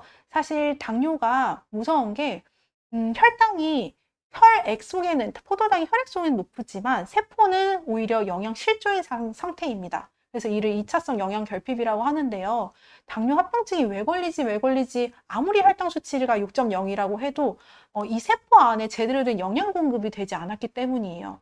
그 영양 공급이라는 것은 내가 어떤 약을 통해서 수치가 떨어진다고 해도 혹은 인슐린을 더 맞는다라고 해도 뭔가 내 몸에 정확한 에너지 공급이 되지 않았던 거죠. 그래서 세포의 영양 공급, 영양 결핍이 잘 안 되는 상황이 이렇게 간 기능이 떨어졌을 때라고 표현을 하는 것이고요. 그래서 여러분이 이 부분을 좀 근본적으로 이미 아프시잖아요. 그러면은 이거를 영양 공급을 할 수 있게끔 한의학으로는 삼일탄 계열을 처방을 했을 때 이분이 발 저림 증상이 50% 정도는 회복을 하셨던 그런 기억이 있습니다. 그래서 여러분도 어, 이런 사례들을 통해서 내가 합병증이 일어나는 것은 어떤 혈당 수치만 관리가 돼서 되는 것이 아니라 내가 세포에 정확하게 에너지 공급이 잘 돼야 되겠구나. 그리고 한약 치료는 내 몸의 세포에 에너지 공급을 할 수 있게끔 도와주구나. 그리고 인슐린 저항성을 근본적으로 개선하는 것에 내 몸의 장부의 오장의 불균형을 균형적으로 맞춰주는 데에 도움이 되구나라는 것을 기억해 주셔야겠습니다. 그래서 이분은 치료 6개월 만에 당뇨약이 3알을 드셨을 때 당뇨약을 2알로 좀 조절이 되시면서도 당화혈색소는 오히려 떨어졌어요. 그래서 혈당이 높은 상황에서 오히려 당뇨약을 더 늘려야 되지 줄였음에도 혈당이 떨어졌다라는 건 내 몸 스스로가 혈당을 조절할 수 있는 기능이 회복이 되셨다라는 의미거든요. 그래서 이런 부분을 근본적으로 회복하실 수가 있고 또 발저림 증상이 6개월 치료 후에 50% 호전이 되셨다라는 건 이분이 아무리 어떤 진통제나 경련제나 항우울제나 이런 거를 드시더라도 결국에는 이 증상을 완만하게 하는 어떤 외부적인 자극이지 내 몸의 세포에 영양 공급이 잘 됐다라는 의미는 아닙니다. 그래서 그런 아무리 약을 드셔도 결국 세포가 회복이 되고 내 몸의 인슐린 저항성이 개선이 되면서 내 몸 세포에 각각의 영양 공급을 잘 할 수 있는 상태로 회복을 하는 것만이 여러분이 당뇨 발저림과 같은 합병증을 치유할 수 있는 그런 방법이라고 보실 수 있겠습니다. 네, 맞습니다. 원장님이 인슐린 저항성에 관련된 세 가지 장기죠. 네, 간, 심장, 그다음에 소화기에 대한 이야기와 그리고 각각의 사례들을 잘 이야기해 주셨는데요. 아까 어떤 분이 SGY님? 이분이 인슐린 저항성의 원인이 간신비폐 신이군요. 그리고 이런 내용들을 편지로 잘 읽어보고 있습니다. 도움이 많이 됐어요. 본인의 인슐린 저항성 원인도 찾으셨대요. 네, 와, 인슐린 저항성에 대한 이야기를 조금 더 구체적으로 하고 있거든요. 당뇨 편지. 여러분, 당뇨 편지 다들 신청하셨나요? 당뇨 편지라고 해서 10일 동안 아침마다 문자로 보내드리는 건데 링크 남겨드릴 테니까 신청해 주시고 뒷단에서 조금 더 설명드릴게요. 네, 당뇨 편지를 읽어보시면서 방금 얘기했던 그런 인슐린 저항성 간신비폐 신에서 나는 과연 어떤 것 때문에 당뇨가 생겼는지, 그리고 아까 또 인슐린 저항성을 높이는 원인들이 음식 운동뿐만 아니라 수면, 스트레스, 그다음에 내장 지방 이런 이야기들이 나왔잖아요. 네, 그런 생활 관리에 관한 이야기들도 편지에 다 녹아 있습니다. 그래서 나의 인슐린 저항성을 높이는 생활 관리 문제, 그다음에 간신비폐 신 중에서는 어떤 거, 이런 것들을 편지 읽어보면서 좀 찾아가실 수 있을 거예요. 도움이 많이 되실 겁니다. 네, 마지막 파트인데요. 여기서는 꼭 저희 치료를 했었던 분들이 아니더라도 전국에서 많은 분들이 희망의 편지를 보내주셨어요. 저희가 요새 어떤 프로젝트를 하고 있냐면, 네, 이제 아직 촬영은 안 하고 못했는데 이제 조만간 할 텐데 당뇨가 치료될 수 있다. 당뇨를 졸업할 수 있다. 이런 이야기들을 저희가 좀 앞으로 더 많이 하고 싶어요. 더 자신 있게 하고 싶어요. 왜냐면 많은 분들이 지금 500만 명의 우리나라의 전 단계와 당뇨약을 드시는 분들, 전 단계와 당뇨가 있는 분들이 500만 명 정도가 된다고 하는데 점점 당뇨 인구가 늘고 있거든요. 근데 그분들이 당뇨 진단을 받자마자 당뇨는 완치할 수 없어. 당뇨는 나을 수 없어. 이렇게 지레 겁먹고 아예 시도조차 안 하는 게 저는 그게 가장 문제인 것 같아요. 맞습니다. 네. 우리가 암 진단받으면 막 극복하려고 안간힘을 쓰잖아요. 네. 암도 우리가 극복하려고 졸업하려고 노력을 하는데 당뇨를 진단받아놓고 이거는 치료할 수 없어. 평생이야. 이렇게 지레 겁먹고 아무것도 그러니까 노력은 하는데 졸업하기 위한 마음을 먹지 않으면 졸업할 수가 없습니다, 여러분. 그래서 저희가 앞으로는 한 달에 한 번씩 당뇨를 정말 졸업하신 분들을 초빙을 해서 인터뷰하는 영상을 찍어서 당뇨스쿨 영상에 채널에 업로드하고 이렇게 계속 해 나가면서 당뇨를 졸업할 수 있구나, 치료할 수 있구나, 이런 분위기와 네, 그런 이야기들을 많이 많이 퍼뜨리려고 하거든요.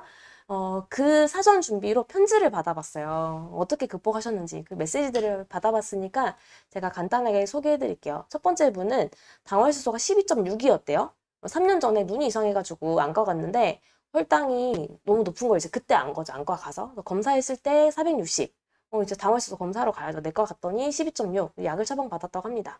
3개월 동안 열심히 노력을 해서 당화혈소를 3개월 만에 5.0까지. 와, 12.6이면 거의 뭐 입원시키고 인슐린 처방하고 이런 수치인데 3개월 만에 5.0까지 떨어지고 단약을 2년째 하고 있고요. 지금은 단약을 하고 5.8.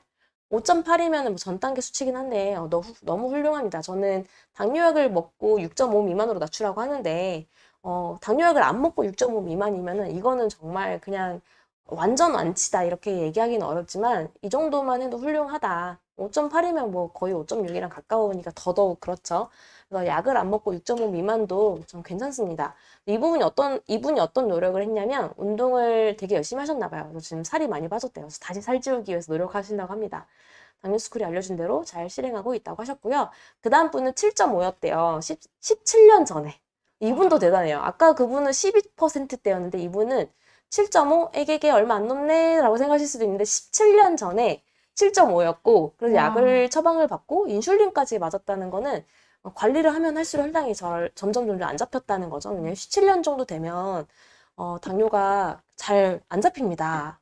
네, 여러분 다들 경험하시죠? 7년만 넘어가도 제가 얘기하는 게 아니라 통계적으로 7년만 넘어가면 혈당이 잘 안 잡힌다고 해요. 그래서 이분이 17년 동안 당뇨를 관리하고 있으니 약도 계속 늘고 인슐린 처방받고 이렇게 하셨겠죠?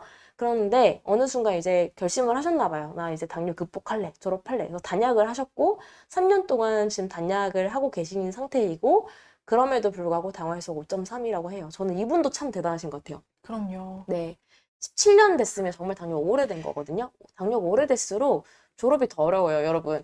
학교 6년 만에 졸업할 수 있는 초등학교를 계속, 네, 뭐라고 표현해야 되죠? 이걸 끌고 하면 나중에는 네. 졸업이 더 어렵거든요. 한의대도 그렇잖아요. 장수생들 있어요. 한의사 국가고시를 통과를 못 하시는 분들이 있는데, 네, 이게 더 어렵습니다. 17년. 네, 정말 대단하십니다. 이분은 일단 기본에 충실했다고 합니다. 식단, 그다음에 운동, 체중 조절, 기본에 충실했다고 하고 심지어 3교대였다는 것도 참 대단하신 것 같아요. 3교대는 수면의 패턴이 계속 바뀌기 때문에 정말 어렵거든요. 네, 정말 훌륭하십니다. 이분이 당뇨 관리할 때 힘들었던 거는 식구들이랑 외식할 때 메뉴 정하는 거를 할 때마다 내 눈치 보면서 이렇게 정할 때, 그 다음에 지인들이랑 식사를 할 때 인슐린을 몰래 맞으셨대요. 화장실 가서. 그런 부분이 참 힘들었다 합니다. 그 다음 분은 이제 11.9%에서 5.3까지 떨어지신 분인데 작년 8월경에 당뇨 증상이 있어가지고 내과 가서 당뇨 진단을 받고 약을 처방을 받으셨는데 올해 1월부터 이제 단약을 하시고 5.3%라고 하십니다. 11.9에서 5.3 참 이분도 참 대단하세요. 네. 몸무게도 많이 줄이시고 지금 거의 뭐 체중 관리 이런 얘기 나오면 비만 당뇨 환자분들인 거거든요. 비만 당뇨.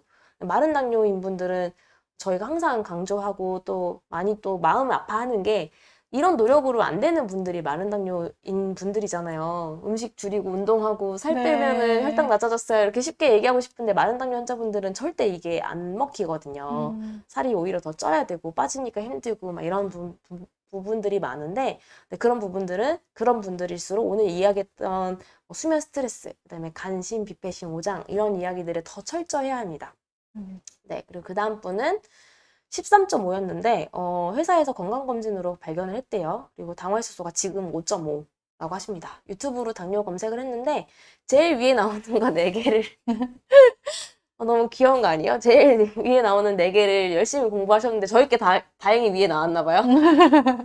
네, 나와서 그 채널들을 열심히 공부하시고 식단 관리도 하시고 그다음에 효소 이벤트 당첨돼서 제로효소도 드시고 하셨다고 합니다. 그래서 여러분 주변에서 젊은 나이인데 쯔쯔쯔 뭐 당뇨약 평생 먹는 거야 이런 이야기들이 가장 불편하고 힘들었다고 하십니다. 그 다음 분은 6.3에서 5.5로 떨어지신 분인데 이분은 단약을 하신 분은 아닌 것 같아요. 약을 아직 드시고 있다고 하는데 그래도 편지를 보내주신 그 마음이 감사해서 소개를 해드리고 이분은 7, 8년 정도 됐고 다이아백스 정 메트포민이죠. 이거를 1000ml 드시다가 지금은 750ml.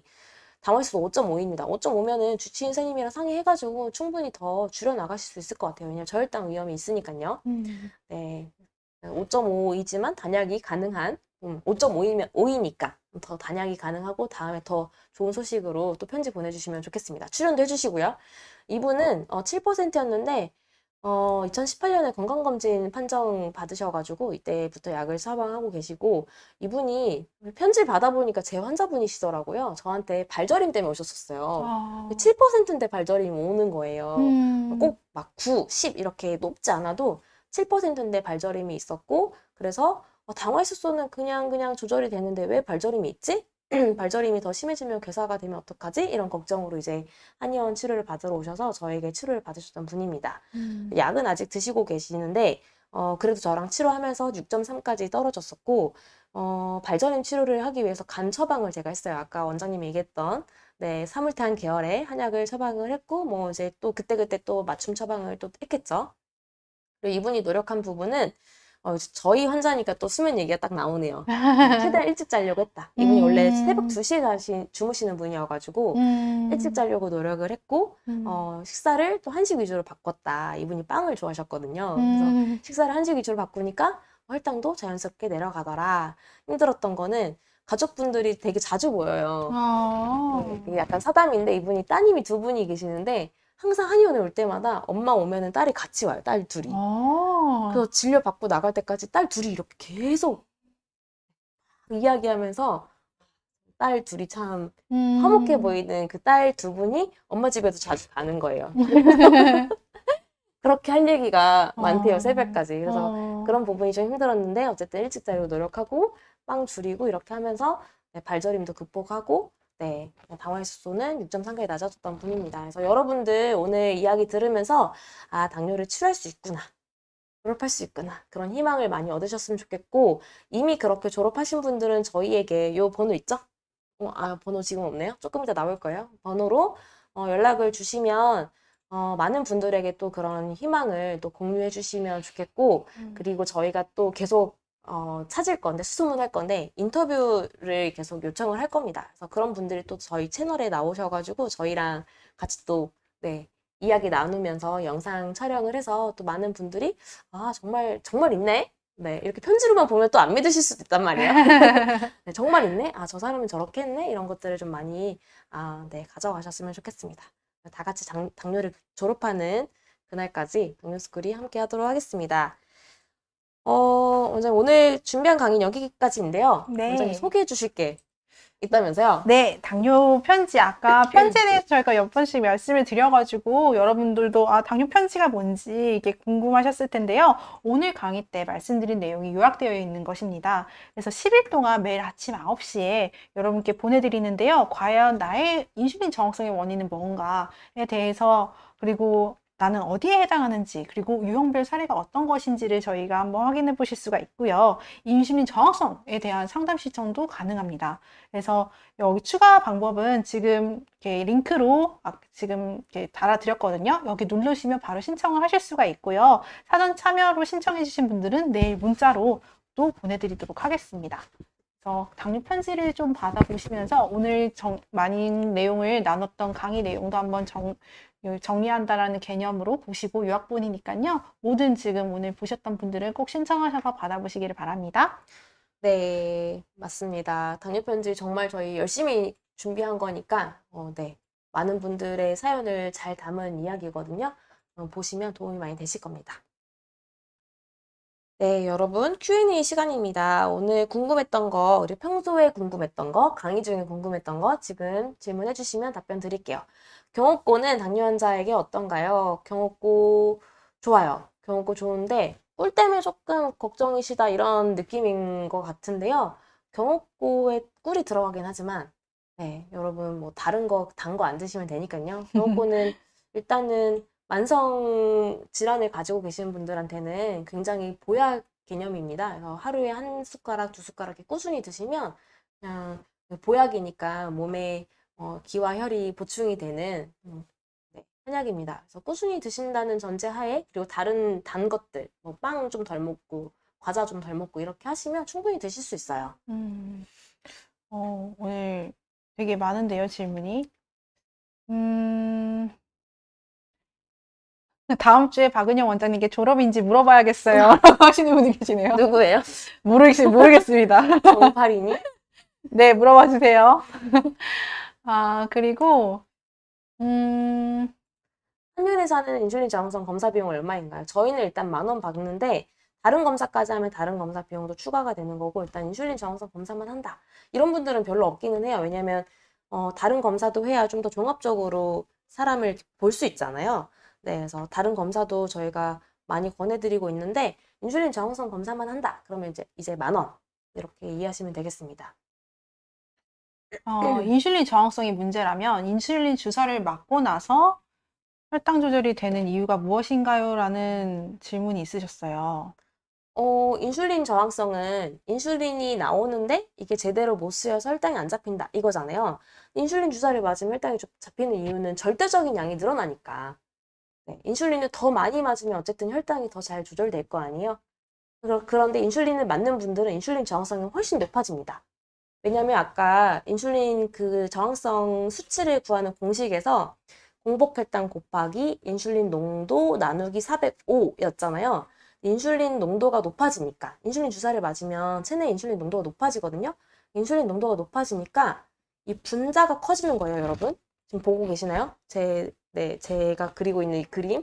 분모에는 405가 있어요. 405를 나누는 거고 곱하는 거는 분자에 있는 인슐린 농도 곱하기 공복혈당부터 할게요. 공복혈당 곱하기 인슐린 농도를 곱하는데 인슐린 주사를 맞으면 인슐린 농도가 높아지니까 어마어마하게 높아져요. 저희가 실제 측정을 해보면 어마어마하게 높아지고 아까 적정 범위라고 했던 저희 기계 기준으로 5에서 25 범위를 넘어섭니다.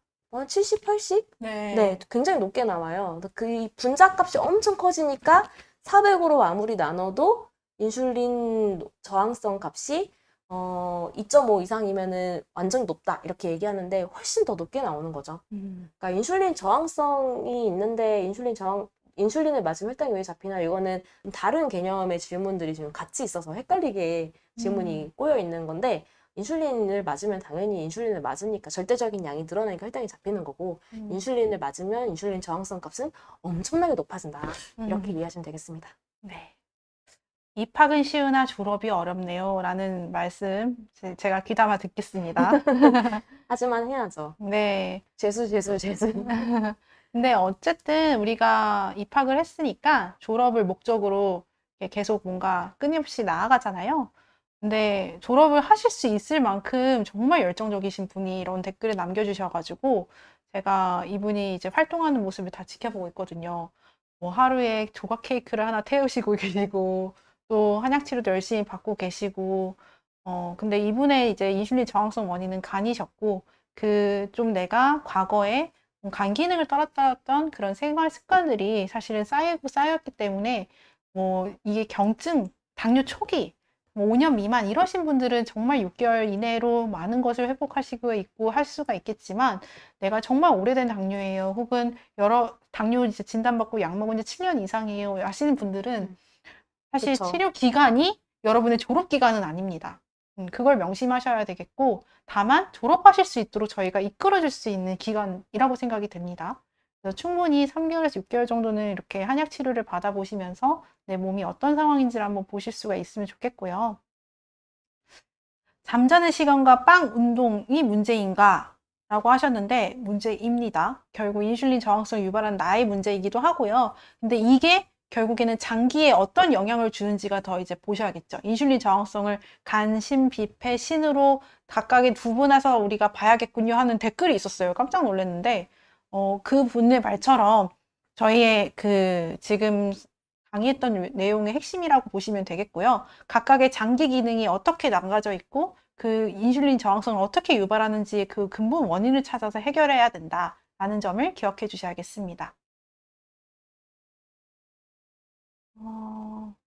졸업 이후에도 한의원에서 한약을 꾸준히 복용해야 하나요?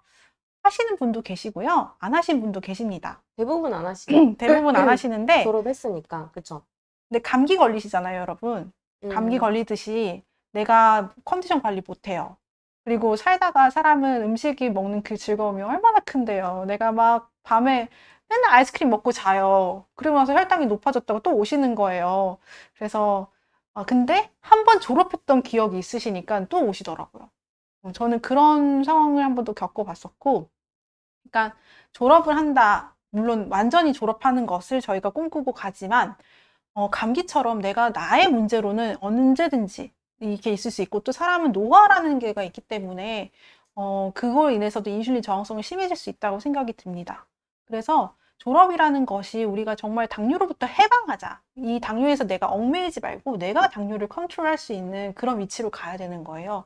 그래서 여러분이 정말 건강하고 온전하게 당뇨를 좀 극복하실 수 있도록 도와드리겠습니다. 어떤 분이 1형 당뇨인데 나중에 합병증이 쉽게 올까요? 이렇게 물어보셨는데 1형 당뇨를 이제 소아 때부터 앓으신 거거든요.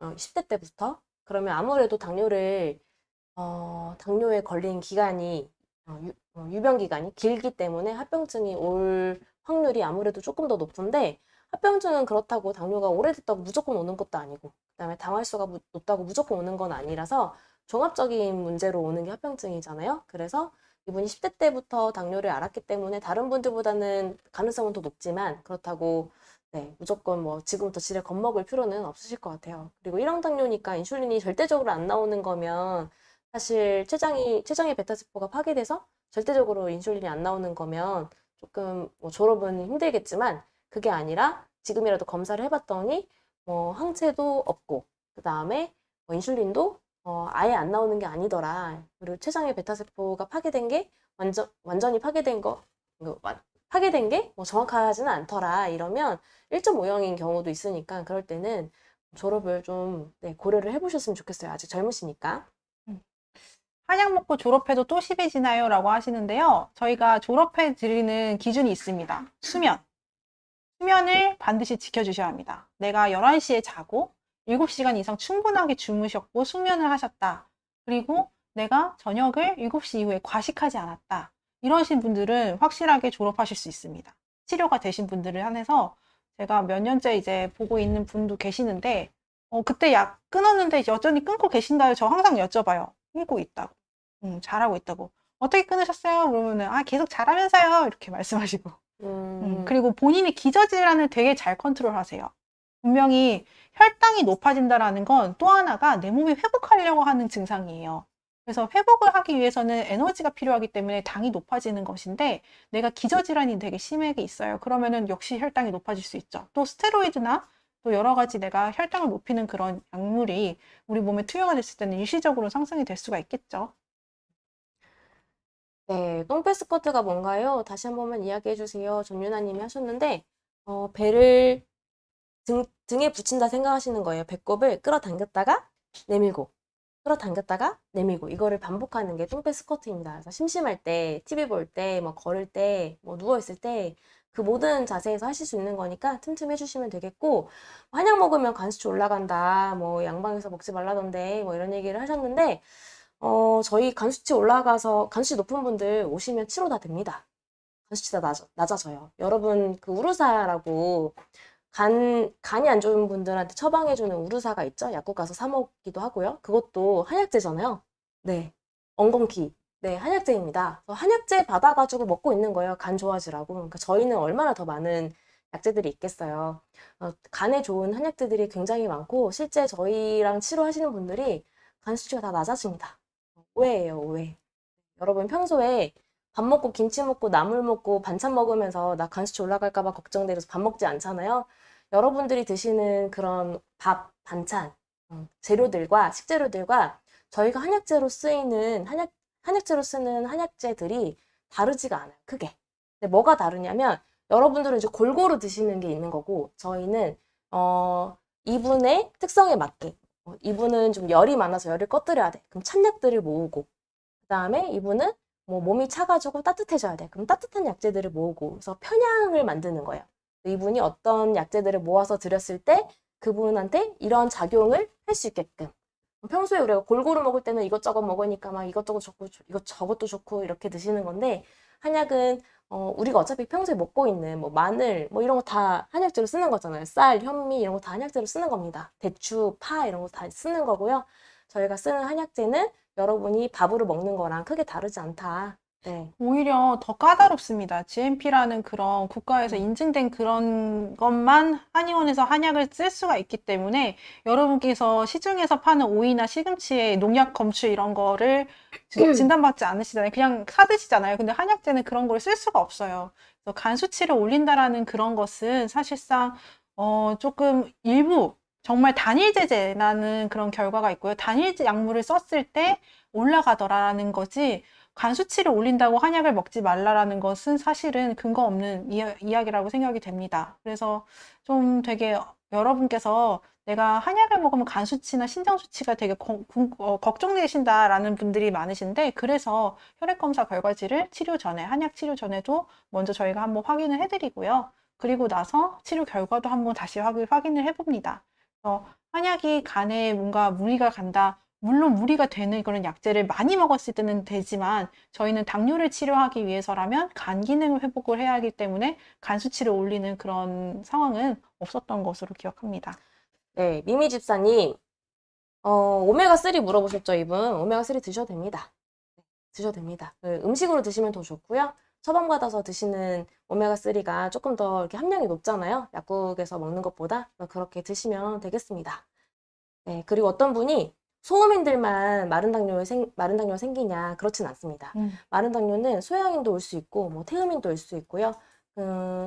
마른 당뇨, 그러니까 소음인들이 원래 체질적으로 좀 체격이 좀 작고 왜소하고 마른 체형이기 때문에 소음인들이 조금 더 많은 경향이 있는 건 사실인데, 태음인들이나 소양인들이나 이런 분들도 당뇨 진단 과정에서 노력을 하다 보니 혹은 아니면 당뇨 때문에 체중 감소가 너무 이렇게 많이 진행이 돼서 또 마른 체형이 오기도 하거든요. 그런 분들도 일단은 마른 당뇨로 보고 저희가 치료를 하고 있어서 네, 마른 당뇨가 꼭 소음인만 있는 건 아니다. 이렇게 이해하시면 되겠습니다.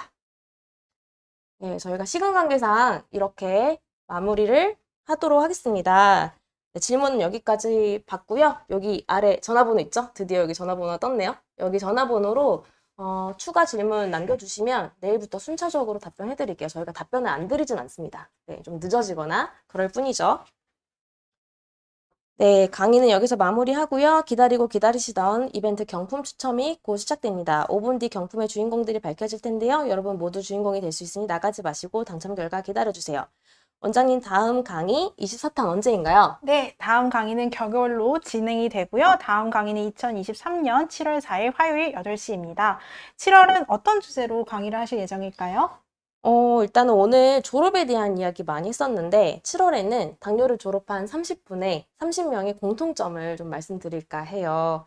당뇨 졸업을 위한 생활관리와 치료 방법 자세히 말씀드릴 테니까 7월에 꼭 참여해 주시면 좋겠습니다.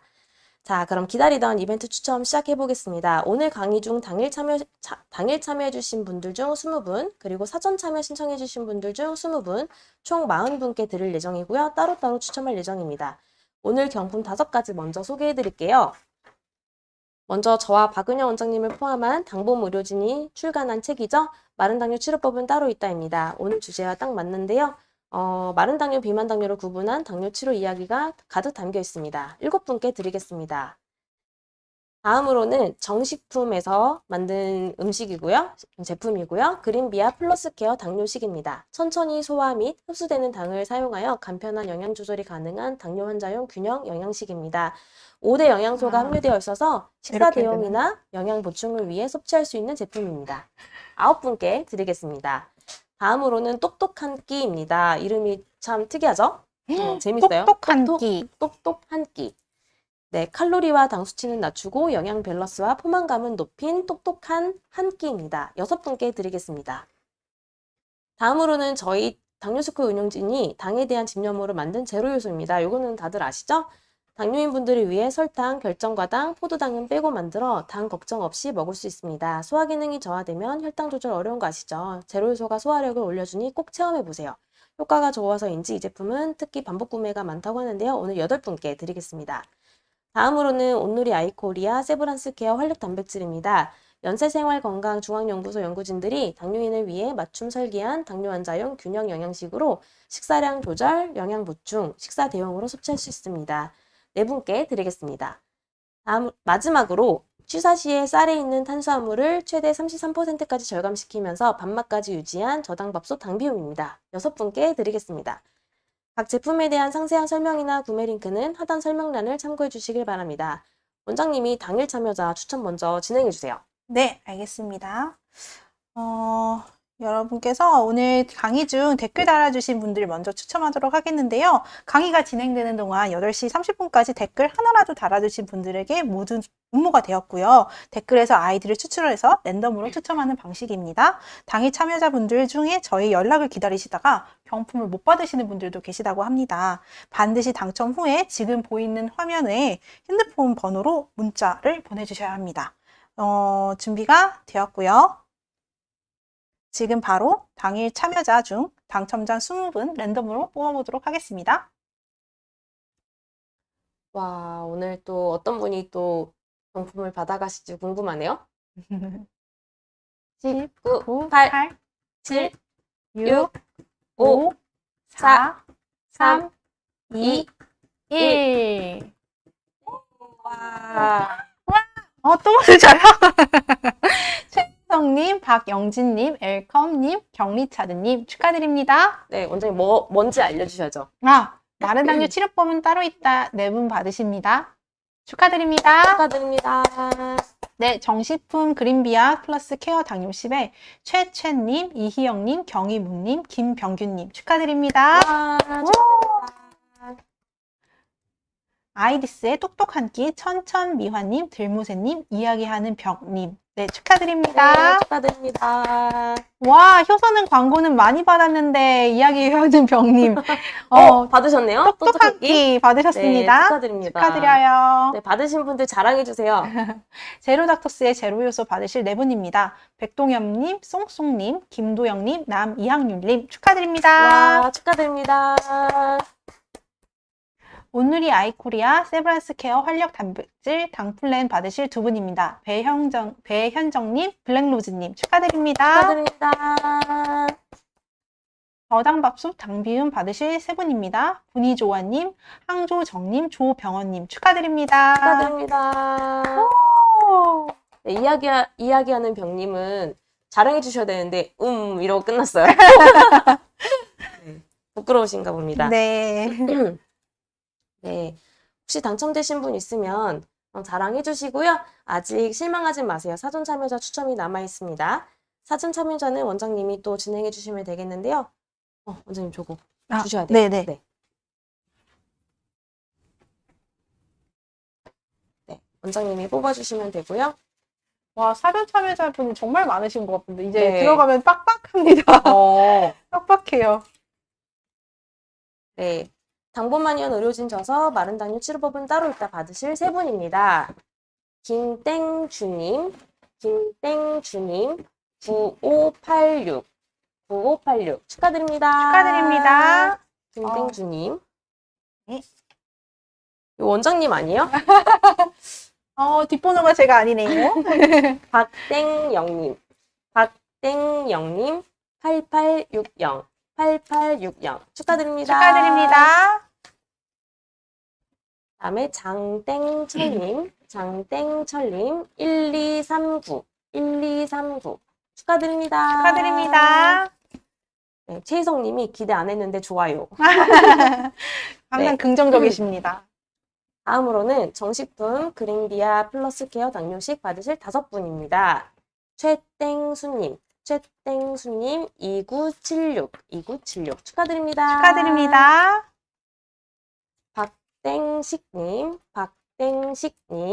2889 축하드립니다. 축하드립니다. 다음으로 이분은 심이에요. 근데 아까는 박땡식이었는데 다릅니다. 박땡식님 0405 축하드립니다. 축하드립니다. 다음으로 배땡한님 4056 축하드립니다. 축하드립니다. 다음으로 김땡립님 6346 축하드립니다. 축하드립니다. 네. 다음으로 똑똑한 끼 받으실 3분 뽑겠습니다. 네. 안땡숙님, 4009 축하드립니다. 축하드립니다. 그다음에 박땡룡님 8588 네, 축하드립니다. 축하드립니다. 김땡희님, 김땡희님 0241 축하드립니다. 축하드립니다. 네, 어제 명상하고 오늘 아이고. 강의해서 그런지 왜 이러죠, 목소리가? 점점 아이고. 지금 강의 끝나면 저 목소리 안 나올 것 같은데. 어떡해요, 원장님. 네, 점점 잠기고 있습니다.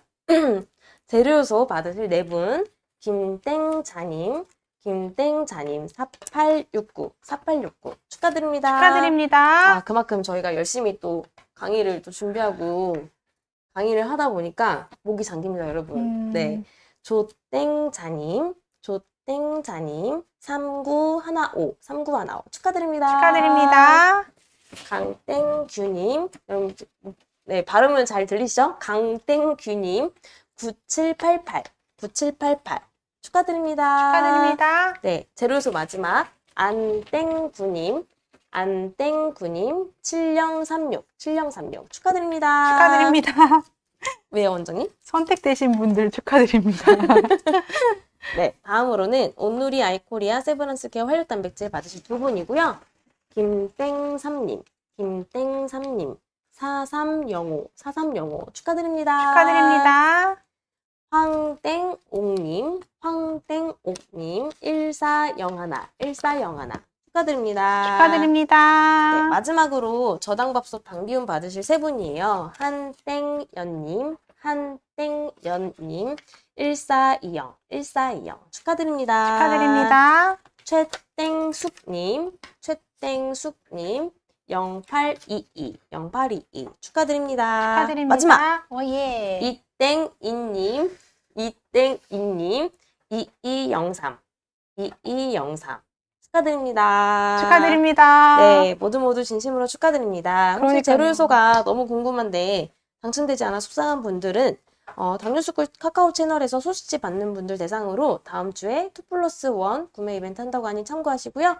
카카오톡 채널 친구 추가 링크는 내일 보내드리겠습니다. 경품 추첨 안내해 주시면 됩니다, 원장님. 네, 두 분이 바꿔서 하시면 목을 덜 쓰셔도 될 듯 하네요. 이렇게 해주신 원장님을 네, 감사합니다. 걱정해 저희 주시는. 동선 때문에 어쩔 수가 없어요. 네, 이벤트 추첨 당첨자 경품 수령 방법 안내해 드리겠습니다. 사전 참여 신청자분들은 신청하실 때 기재해 주신 연락처로 내일 연락 드릴 거고요. 당일 참여 신청자분들은 저희 쪽으로 정보를 보내주셔야 합니다.